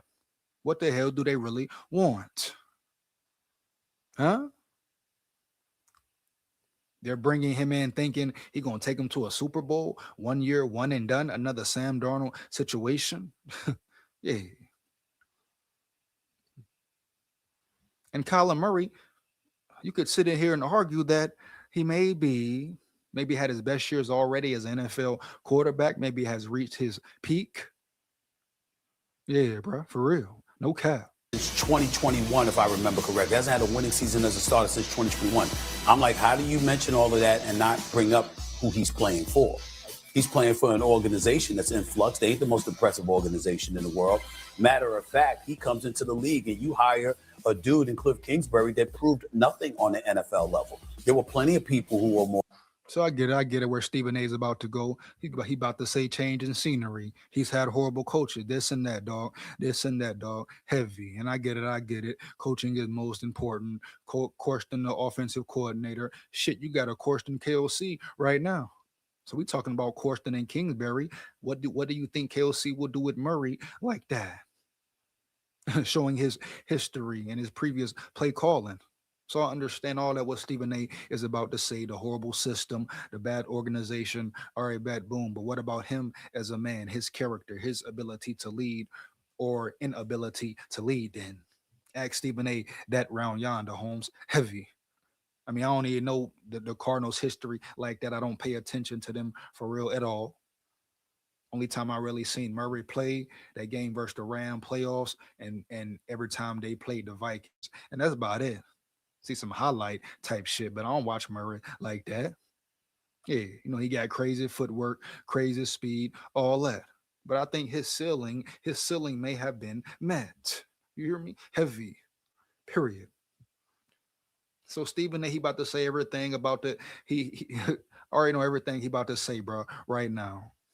He gonna blame it on the organization and paint the whole picture and narrative. Oh, what happens if Kyler Murray goes around a competent quarterback, a great offensive mind, mastermind, all this different scenery, all that. And yes, change of scenery definitely can make a difference sometimes.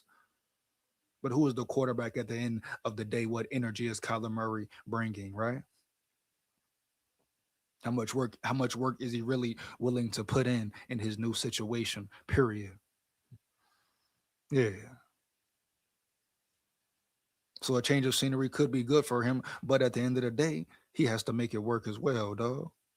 And can KOC get out of his ego? Can KOC develop him? Saw what he did with Joshua Dobbs, you hear me? Heavy. Kyler Murray, another runner. That's why y'all love him. That's why y'all so excited about the man, period. Ain't got nothing to do with nothing. Athletic specimen, athletic freak, damn near, yeah. But it ain't got nothing to do with him being a real quarterback. You like him because he can run. And that's all you're paying attention to and looking at. worthy of that job. And I'm not trying to throw shade on Kingsbury. I'm simply saying he came out of college. He was no Nick Saban. He wasn't even a Dabo Sweeney at that particular moment in time. No Kirby Smart, no anything like that. All right. And you go and you offer him this job because supposedly he's convinced you that he's some quarterback whisperer. So they put Kyler Murray's hands in the career in the hands of a novice at the head coach position with quarterback, nurturing responsibilities. I don't understand how you don't mention that. I'd be remiss in not mentioning Kyler Murray's daddy. I love that man, Kevin Murray. You know what I'm saying? I haven't seen him in years, but got a lot of love for him and wish him nothing but the best. So anytime I think about Kyler, I think about him. But I got to look at Kyler Murray. And then here's the thing, Lewis, here's where I really, really think you missed it. There's one major difference between a talk that gets 4,000 views versus a talk that gets 4 million views. And it's not what you think. Because his dollars are guaranteed. If you look at him right now, the team that signs him can do so for the NFL minimum, roughly $1.3 million. The other Oh, that's crazy there. Didn't know about they could sign him for 1.3 mil. Yeah, I mean, that definitely changed the scenario. But at the end of the day, I told you who I want, Mac Jones, period. Yeah. Is what it is, homie. But if they do acquire Murray for 1.3 mil, I could definitely see why they would do it. If this is all facts here. $36.8 million has to be picked up by the Arizona Cardinals. So it's impossible. That's interesting. That's interesting. So Arizona got to pick that up. The Vikings don't. Is that legitimate? Hey, in the chat, if you know for sure, is that legitimate? Yeah. It's entirely plausible that it can be a one-season stop. He could go somewhere, do his thing, and then get another long-term deal from somebody else. That is possible. It is plausible. And if you're the Minnesota Vikings, listen, J.J. McCarthy's career ain't going to be over because of Kyler Murray. J.J. McCarthy's career in Minnesota is going to be over because of J.J. McCarthy, because he didn't look too damn good. You got Justin Jefferson and Jordan Addison and T.J. Hockenson, and you can't look good with them brothers to throw the football to? Maybe it's about you. Here we go. Hold on. Run it back. What'd he say? I know he didn't say McCarthy, my brother. Roughly $1.3 million. The other $36.8 million has to be picked up by the Arizona Cardinals. So it's entirely plausible that it can be a one-season stop. He could go somewhere, do his thing, and then get another long-term deal from somebody else. That is possible. Another Sam Darnold situation, one and done, trying to figure it out for 1 year instead of figuring out what your future franchise quarterback. Finally got a QB, rookie deal, rookie scale contract, and all that. And now you want to ship him and get rid of him for what? Oh, I know why. Because your head coach don't want to work with him. And he's not who you've been saying he is. Period. He's a glib speaker, homie, a phony, for real. He smiles in the face of the fans, of the people, acts this and acts that. No. You've been... He wore a great facade in the beginning. Oh, he came in, him and Quasi as well, with the culture homes, this and that, culture, energy, new agenda. Yeah, sound good, sound real good. But at the end of the day, it's starting to seem like KLC. Heavy is a real fake, phony joke stand. Period. A great liar as well. Heavy. He making everybody believe since the off-season presser that it's about growth and development for McCarthy. It's about bringing in competition for him. Whole time he trying to bring in someone to replace him. I repeat, whole time he's trying to bring in someone to replace him, baby. Yeah. So what are you telling me here? Huh? Come on, bro. Stop it. It's plausible. And if you're the Minnesota Vikings, listen, J.J. McCarthy's career ain't going to be over because of Kyler Murray. J.J. McCarthy's career in Minnesota is going to be over because of J.J. McCarthy, because he didn't look too damn good. There we go. I know he said, my brother, Stephen A. First off, Holmes, your big biscuit head, shut your big pineapple head ass up. You hear me, period? No cap, bottom line. And you didn't set up there and disrespect my brother Holmes, talking about it would have to do with J.J. McCarthy. Oh, he couldn't throw the ball to him. He couldn't throw the ball to Addison. What? Actually, he could throw the ball to him. Heavy. Why don't you never say KOC, Stephen A. Smith, Big Biscuit Head Punk, Chump Holmes, huh? Oh, you one of the good old boys too? The buddy pow pow guys with Kevin O'Connell too? You look like one. You seem like one. Heavy, early. You've done stuff you do stuff and have said stuff before to make you sound like one. You hear me? Heavy, dog, no cap. So Stephen A. just riding O'Connell wave. Another fake expert putting it on McCarthy, talking about McCarthy ain't this, McCarthy ain't that. McCarthy as the scapegoat again. Let's just see. Does he ever say O'Connell's name? Huh? I wonder. I must know. I repeat, I must know. Got Justin Jefferson and Jordan Addison and TJ Hockenson, and you can't look good with them brothers to throw the football to? Maybe it's about you. And that's really what this comes down to. So I look at Kyler Murray and I like the situation. I like his options, and I think it could work for him. One, I never said that Arizona should be absolved of some blame as far as why they weren't able to have more. Look at him, huh? Now he want to come back around yonder, clean it on up. Yeah, man. He want to clean this shit on up. You hear me? Heavy. More success when he was down there. Shut your ass up, my dog. No cap. I didn't say you said they should be absolved. I said you didn't mention them. Oh, I did mention them. I said, look, the situation wasn't ideal down there. It wasn't as though he had all kinds of organizational help and all kinds of organizational support. That's a given. We all know that. We also know that there were plenty of questions about Kyler Murray when he was down there in terms of his leadership style, the consistency of his leadership, the consistency of being a guy who conducted himself both in and outside of the building in terms of his preparation to play the quarterback position. Exactly. Are we forgetting about that? You can't forget about that. How do we know he's not the same dude, same character, same guy with the same personality? Heavy, bro. Same agenda, all that. So you can weigh it out. You can make it make sense, kind of. But you can make it sound stupid and dumb, you hear me, as well. And also make it set the Vikings back once again. Instead of building their future franchise quarterback, who they drafted at number 10, Holmes. I repeat, they drafted at number 10. Yeah. They would rather go get Kyler Murray. Huh? Come on, bro. But it's about competition. It's about development, growth for JJ. Oh, yeah. The way in which many of the other top franchise quarterbacks, guys who are force multipliers, guys who are looked at as bona fide, true upper echelon franchise quarterbacks in the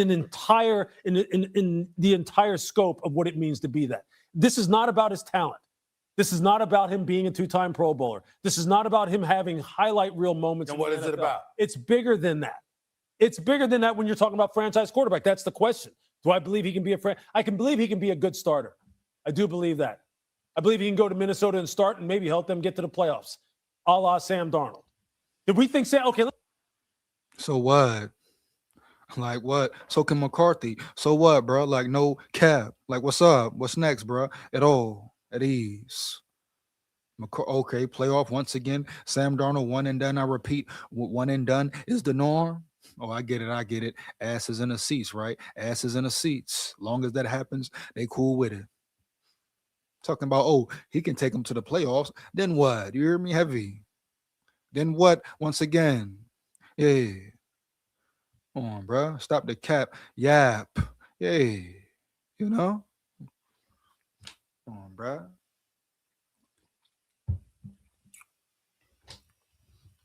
Let me ask you this. Before this year, did you classify Sam Darnold as a franchise quarterback? Not at all. But here's the thing. You can now. Now. Exactly my point. Right. You can't classify Kyler Murray as a franchise quarterback yet. He goes to Minnesota and has the kind of career arc that Sam Darnold has had. You can classify him as that. And then, not any of these teams, because we already know he's not. Bruh, don't get McCarthy, period. But guess what? If they do, they get him for 1.3 mil, bet. At least make sure you give McCarthy a real chance to play, a real chance to be the one, period, no cap. Do right by McCarthy, Holmes. I repeat, tell the Vikings do right by McCarthy, Holmes. You hear me? Yeah, bro. Heavy. Do right by that man, bro. Give him a chance. I don't care who you bring in. Bring them, bring it. Right?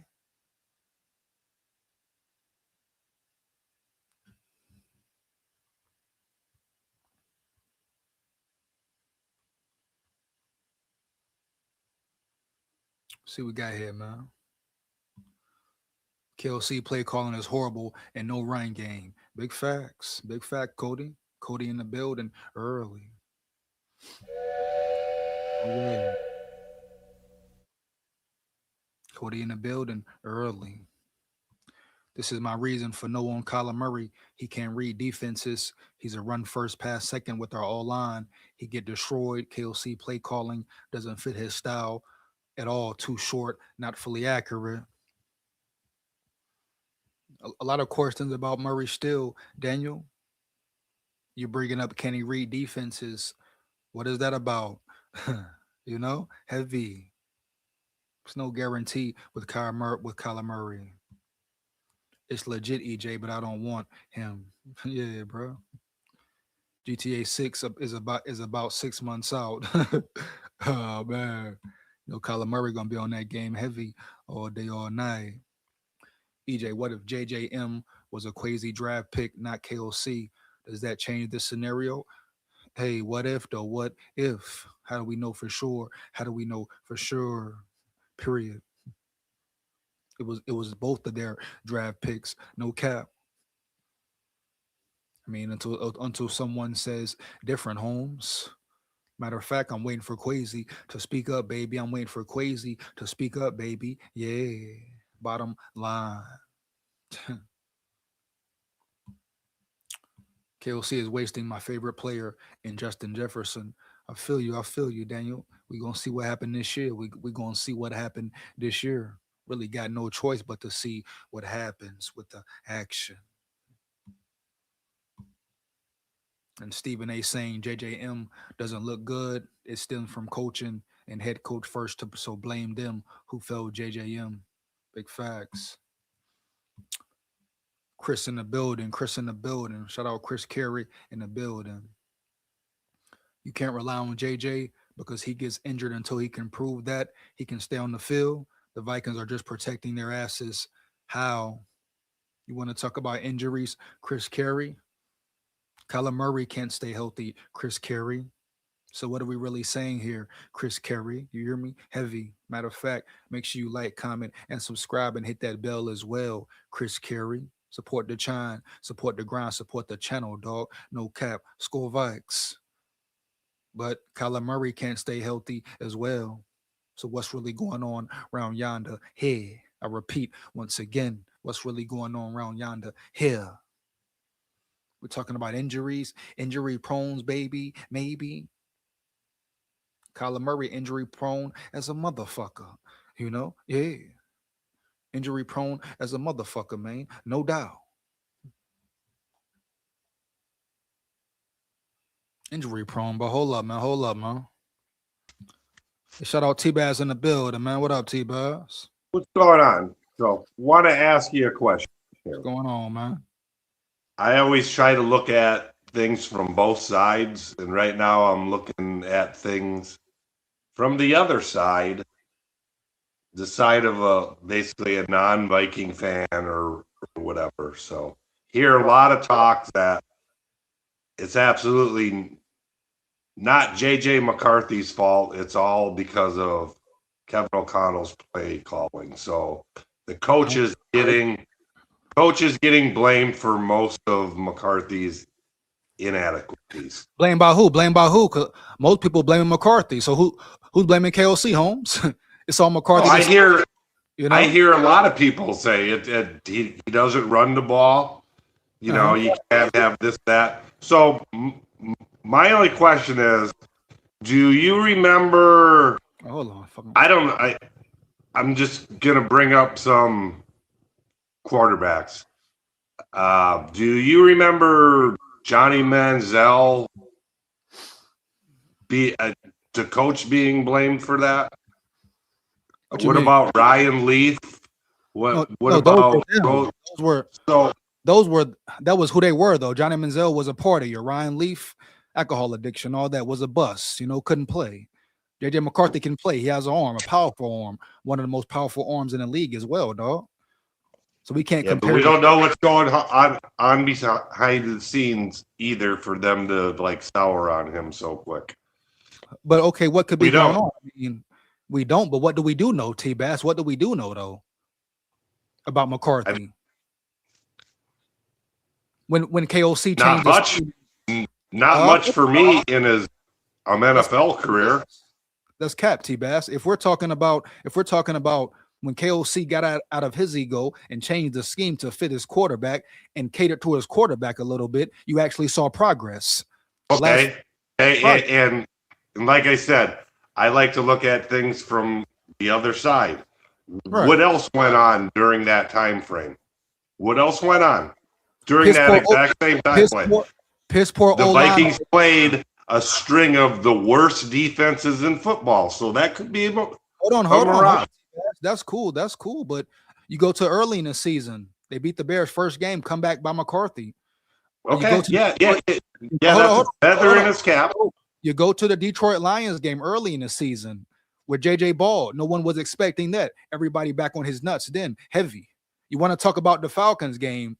The man was getting banged up all game. The Packers game, he had no time. So let's talk about O-line play. Let's talk about horrible play calling, bro. And then let's talk about the benching during the tough part of the schedule, and benching so bad that they let Carson Wentz go out there one-armed.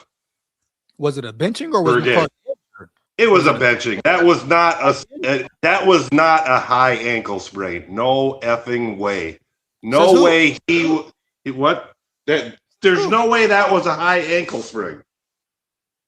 Because he's a tough son of a bitch. He's a tough son of a bitch. No way that was a high ankle sprain. He's a tough SOB. Oh yeah, he's hockey tough because he played hockey up into the age 12. That's a bunch of bullshit too. He's tough because he played injured, man, for a whole quarter. Limped on the field for a whole quarter. He played injured because it was just a sprained ankle. It wasn't a high ankle sprain. Hold on, T-Bass. It wasn't a high ankle sprain. You can't sit here and knock McCarthy, dog. He's so tough. He played with a hurt hand the last game of the season to help Jettas reach 1,000 for his brother. So don't disrespect his toughness, dog, and his heart determination. I'm just looking at things on the other side. It just seems like the people who are really in on McCarthy are blaming everything on Kevin O'Connell. And I think Kevin O'Connell sucks as a coach. But it could be a combination of both. It's not everything, but it's the majority. KOC blew it this year. Are you kidding me here? Did you see the play calling, Holmes? I'm not sticking up for the guy. I've never liked O'Connell, but I'm not a big JJ McCarthy fan either. And that's cool. But look, let's go back to before the season, OTAs, off season. If KOC was who he thought he was and he was doing his job, why the hell wasn't all this fixed before the season with McCarthy? You had 8 months damn near, 3 months training camp preseason involved. So why didn't KOC put his best foot forward with McCarthy like he did with Kirk Cousins' punk ass? So let me ask you a question, which I always from like pretty much day one drafted, I compared JJ, and I still compare him to Tim Tebow. Why didn't people fix Tim Tebow as quarterback? Couldn't be fixed. Well, maybe JJ McCarthy's shit can't be fixed either. How do we know? It's 1 year in, T-Bass. How do we know, Holmes? Yeah, I get it, but everybody just says no, but everybody just thinks it can instantly be fixed. That he's fixable. He might not be fixable. He may not be fixable. Got you. No, and that's just a brutal. But look, if that's the case, cool. But let him earn it. Let him prove it then. Oh, I'm all for it. I want him to sink or swim this year and move on from him. But I'm not gonna sit here and get him break and say he's young still. Give him another year, and then we're in the 4th year, still seeing if this guy's got it and passing up on quarterbacks. Check it though. McCarthy is heat on McCarthy as well. McCarthy must get better. He must grow. That's why he's working with John Beck right now. Oh, it's pressure on McCarthy for real to perform. I'm not taking none of that away from him. Oh, he must show up. Period. Yeah. I'm not all in on the kid. People, I know quarterback's a different position than other things, but looking at past Vikings first round pick, and you're probably gonna say I seen something in the kid to get me excited, but you pretty much knew Randy Moss was gonna be great. You pretty much knew Randall McDaniel was gonna be great. Even Robert Smith, who was injured his first couple years, you seen signs that this guy stays healthy, he's gonna be great. Great. And that's for me as a Viking fan from the day JJ McCarthy was drafted. I was being sold a bill of goods that this kid was going to be great. Okay. He was not just good, not just out of good. This guy was going to be great. He was going to be freaking great. Let me ask you this. So were you happy when the Vikings drafted McCarthy? Did you want McCarthy? You can go look on stuff. I thought it was a major reach drafting him at 10. Okay, but I give you that credit then. But then I'll say one name for you, Tom Brady. I'll say another name for you, Bo Nix. Yeah. No one saw Bo Nix great. No one saw Tom Brady being great, dog. Brock Purdy, dog. We can't sit here and compare one season and say, oh, he's not going to be good, or I seen nothing from him. They didn't see anything from Brock Purdy, from Tom Brady. Come on, bro. Let him prove it. Let him at least get a chance, a fair chance, fair play. And stop lying, KOC Holmes. And I want to see him play this year, but I'm not buying into all the bill of goods that it was all Kevin O'Connell's fault, and it's because he's immature and stuff. I want to see him perform. I want to see him stay healthy, and I want to see things that make me excited, because I think some of these things are a mirage. Everybody points out to the last several games of the season, but they get mad when I say, and it was against the worst defenses in the league. The worst. Their last 3 or 4 games were against pathetic defense. Cowboys were playing playoff football. The Lions were fighting for a spot. The Giants. Who else was the Giants? They were fighting. They weren't. That was the Giants win. The Giants had the worst defense. But if you look at the defenses, they're the worst defenses in the league. You cannot take away his progress, T-Bass. Not right to McCarthy, period. You cannot downplay his progress he had when KOC changed his play calling, period. Disrespectful, Holmes, heavy. And so Ralph asked you a question. Hold on. Ralph got a question for you, Holmes. So who does he want to be the Vikings this season? Who do you want to be the quarterback, T-Bass, since you can't stand McCarthy, dog? I said McCarthy. So you want McCarthy to be the quarterback? Times already. I want to see him sink or swim. Okay. But I'm not sold on him yet. I am not sold on him like a lot of Viking fans, and I refuse to make excuses for his performance so far. He's going into year 3, and he's all just a bunch of question marks. So we got to figure it out. Figure it out quick, because if he's not that good this year, I'm done with him. All right, let me ask you this real quick, T-Bass. So Chris Carey, shout out Chris Carey in the building, says, just bring Cousins back. How dumb does that sound to you? Or does it sound dumb? Depends on the price. Oh, fuck Kirk Cousins, Jack. I don't care. I don't want him back ever, Holmes. Heavy. I don't ever want Kirk back in the building, dog. Is that not disrespectful to the team? Come on now, T-Bass. That's another thing. That's another thing. I step back and don't look at it as a Viking fan. There's a lot of people after 2022 that were all high on Kevin O'Connell and the 13 wins. Kevin O'Connell's great. We had a great 13 wins, and I'm like, that playoff game was a disaster. They played the same team they played the week before, and he didn't change at all. the offensive scheme. Not one bit. And that's why they got beat. But everybody says, oh, it was because of Ed Donishell's defense. It wasn't Kevin O'Connell's fault. Yet, okay, so if it wasn't Kevin O'Connell's fault, who was the quarterback during 13? Kirk Cousins. Exactly. Yeah. And then wasn't Kirk Cousins balling out the next year before he blew his Achilles? Yeah, that's the only year you can really speak up. That's the only year you can. So if people are right there, all I'm saying is some people are quick to make excuses for Kevin O'Connell, yet Kirk Cousins is a different story. But Kirk Cousins was the quarterback that Kevin O'Connell was calling plays for, and for Kevin O'Connell, it was all because Ed Donishell's defense sucked. But you don't make that excuse for Kirk Cousins.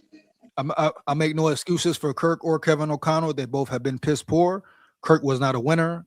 He folded under pressure and all that. Seeing it year after year. I would never want Kirk back in the building. He robbed the Vikings, played with them, didn't want to play for a ball, all that. I agree about folding under pressure, but that and you're not going to argue with me, but that's the same thing with Kevin O'Connell. I don't make excuses for him. That was a fucking joke. It wasn't all Ed Donishell's defense. It was the fact that this guy could not adjust, and he still can't adjust. They played the exact same offensive scheme, the exact same offensive plays against a team they played the prior week, and the Giants were ready for it. Oh, yeah. And Daniel says backwards thinking mentality. Why a bridge for 1 year? F that. The same story with the Vikings. Another 1 year quarterback, Holmes. Come on now. Build around your QB1, period. Build a team for real, man. And I'm all for it. Like I said, I want him to start this year, but I want to see a lot of progress. It's year 3. I want to see a lot of progress. I don't want to see this. Just like I hear Viking fans say Kevin O'Connell in his 5th year, winning one playoff game is perfectly acceptable for them. That's enough to bullshit. It should be deep into the playoffs. That's my expectations. And my expectation for JJ McCarthy going into year 3 as the franchise pick is better be a hell of a lot better. Facts. I don't want to hear about the offensive line and we're not running the ball. He better be a lot more accurate, and he just better be better. Well, your whole team, your whole offense has to be better. Period. Holmes, heavy. Your whole offense has to be better. Bottom line. And then everybody thinks this Viking draft is going to be all cornerback, safety, defensive tackle, linebacker. I tell people, I was like, okay, who's running the draft? Ultimately, the head coach. The head coach. Hopefully Flores, though. He's not the head coach. Doesn't matter. Vikings been doing this shit unorthodox anyway, Holmes. Heavy. So you think Kevin O'Connell's just going to step back and say Flores has got the draft? Nah. He's too much ego driven for that. But they will. Yeah, he's the head coach. He's the head coach. So they will collaborate definitely. So what was the Vikings defense ranking last year? I think it was 5th, right? Yes, so depending on time of season. In the 5th season. In the league. What was their offense? 28th? Horrible, piss poor, atrocious, bottom of the pack. I think it was 28. 28. Sewage, manure. So they go into the draft. They need to fix the offense, not the defense, correct? They need to fix you go by the numbers. Trenches, definitely, both sides. We'll see. Yeah. I think we're going to draft a wide receiver in the 1st round. We'll see how it go, man. Hey, but T-Bags, I'm finna finish up this live, bro. Appreciate you. Good talking to you, dog. Clear. Hold it down. Hey, shout out T-Bags in the building, bro. Shout out T-Bags. Shout out my big dog T-Bags in the building. You hear me? No cap.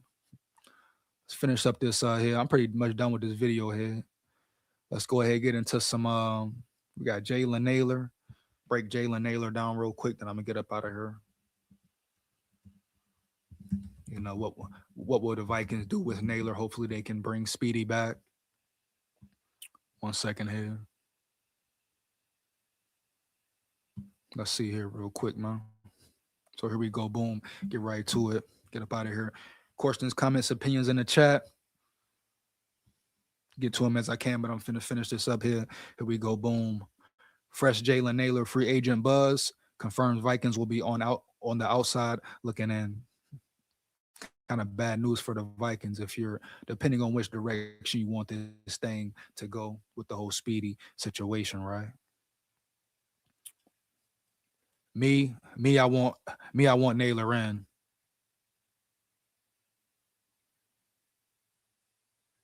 One second. Hey, Dre, hey, I'm finna finish with this article, bro. It's just one thing I want to tell you, because you might not would have seen it. Yeah. I agree with Stephen A on that tape. Finish the live, brother. I agree with it. All right. All right, we're going bet. Dre said he agree with him on what part, Dre? On what part, bro? Heavy. Here we go, man. So we got Nailor. Dre said he agree with Stephen A on that part. What part, dog? No cap. You gotta be clear with it, Dre. Heavy, man. Fresh Jalen Nailor free agent buzz confirms Vikings will be on outside looking in. Man, shout out my dog Speedy, though. You hear me? Heavy. Want Speedy in the building, man. No cap.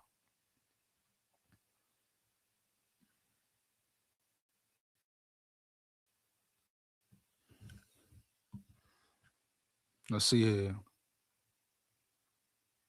After last year's spending spree in free agency, the Minnesota Vikings are guaranteed to be more conservative this offseason once they complete their effort to get under the salary cap, of course. One of the more notable free agents for the Vikings is wide receiver Jalen Nailor. He has not put up huge numbers thus far in his career as the team's number 3, wide receiver 3, but he has shown some promise when opportunity has knocked, and he could fully blossom in a bigger role. We know what Jalen Nailor can do. We saw it this year. Drop some balls. Hell yeah, but they all did. Get better, bro. Period.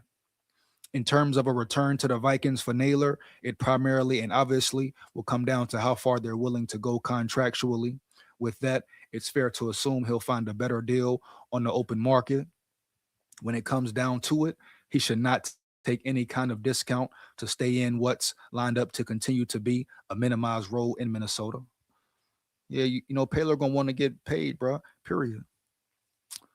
New Jalen Nailor buzz all but confirms he won't be back with the Minnesota Vikings in 26. Over the weekend in Indianapolis at the NFL Combine, Alec Lewis of The Athletic gathered a lot of intel about Nailor among his notes regarding the Vikings' overall plan for free agency. Here we go. More than 10 teams are eyeing Vikings receiver Jalen Nailor. Damn, 10? He probably out of there, bro. No cap. Ty Felton, where you at? I repeat, Ty Felton, where you at? Is your antennas ringing, my nigga? Yeah, step up, man. Step up. Better go draft Kenyon Sadiq. Better go draft Kenyon Sadiq. I repeat, go get Sadiq. Athletic freak. Yeah, SKOL VIKES. You hear me? Heavy. According to league sources, Nailor recently turned 27 and will be one of the more coveted free agent wide receivers next week. Even though he has caught only 69 NFL passes and never reached 450 yards in a season, 450 yards in a season, multiple evaluators think he has the potential to become a priority signing. Well, damn.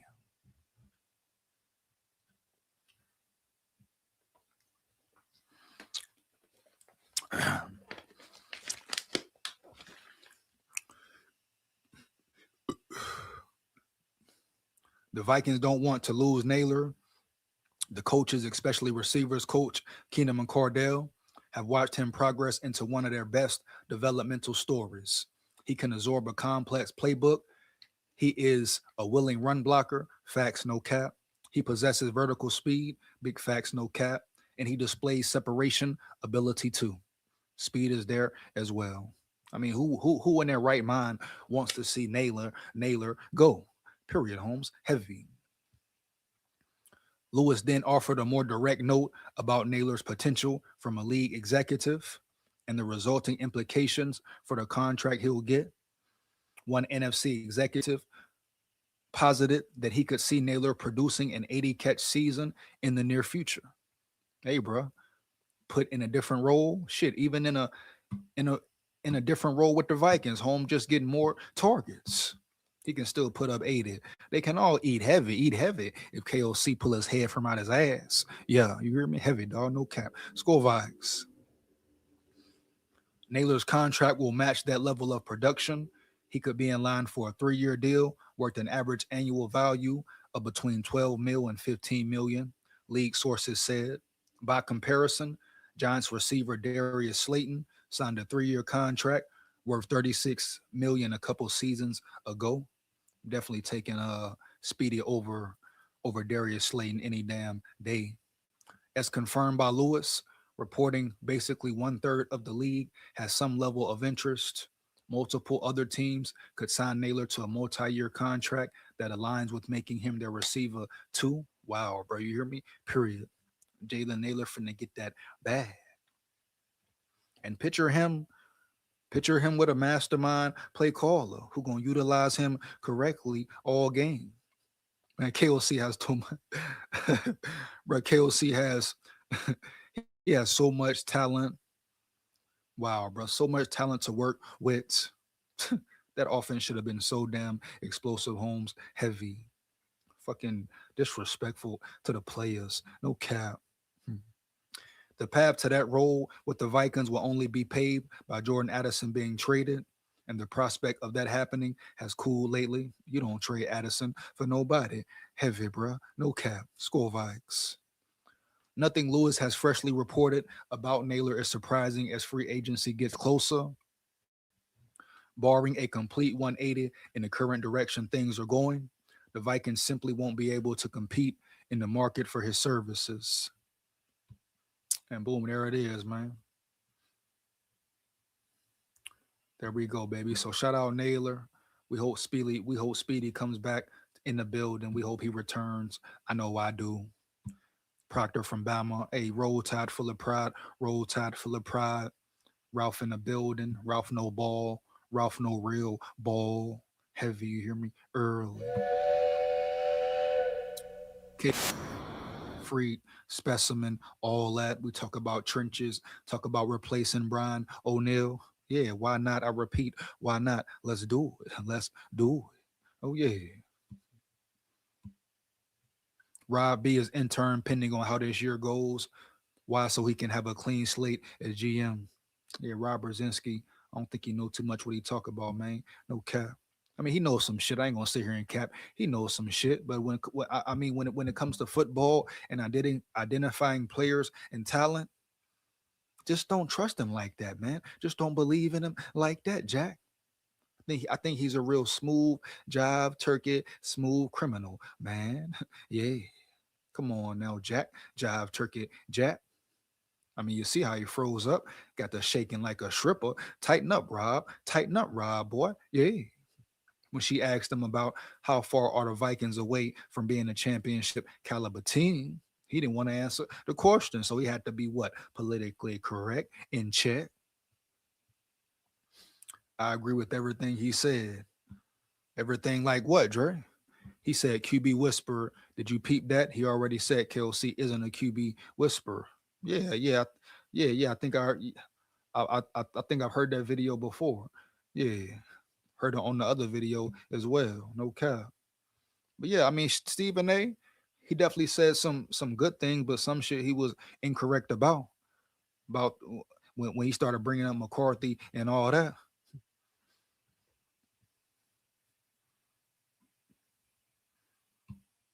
So one video he's saying, oh, KOC ain't a whisperer, and the next minute he blaming McCarthy. I mean, so which side is he on, Drake? Which side is he really picking, dog? You hear me? Heavy. No cap. Say Bernard. Yeah, Jeremy Bernard, man. Jeremy Bernard, definitely, dog. He will be there. He will be there. Old time full of pride. I'll be happy as fuck if they draft my dog, Bernard.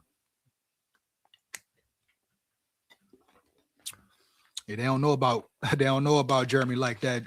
You hear me, Jordan? Heavy. They don't know about Jeremy like that, man. He a dog. He a real dog. But yeah, shout out to Stephen A. Smith and his panel for keeping it real majority of the way. But it's no guarantee with McCarthy. I'm saying no. Don't ever trade JG for nothing. Shout out Jonathan Grenard. You hear me, heavy. Mac Jones or nothing. What else we do here? Let's see here. Jalen Redmond is secured halfway, I guess. So respect to Jalen Redmond, respect to 6'1". And I'm finna get up out of here, man. Once again, like, comment, and subscribe. Make sure you hit that bell. Share this with everybody you know. You come in the chat always. I repeat, always like it up. Support the grind. Support the channel. And you know what it is, dog. Big SKOL here. SKOL Vikes win, lose, or draw forever. But we come to win. And guess what? We run the North. Believe that. Yeah. Down at the levee. We going fishing at the levee. SKOL Vikes. Believe that.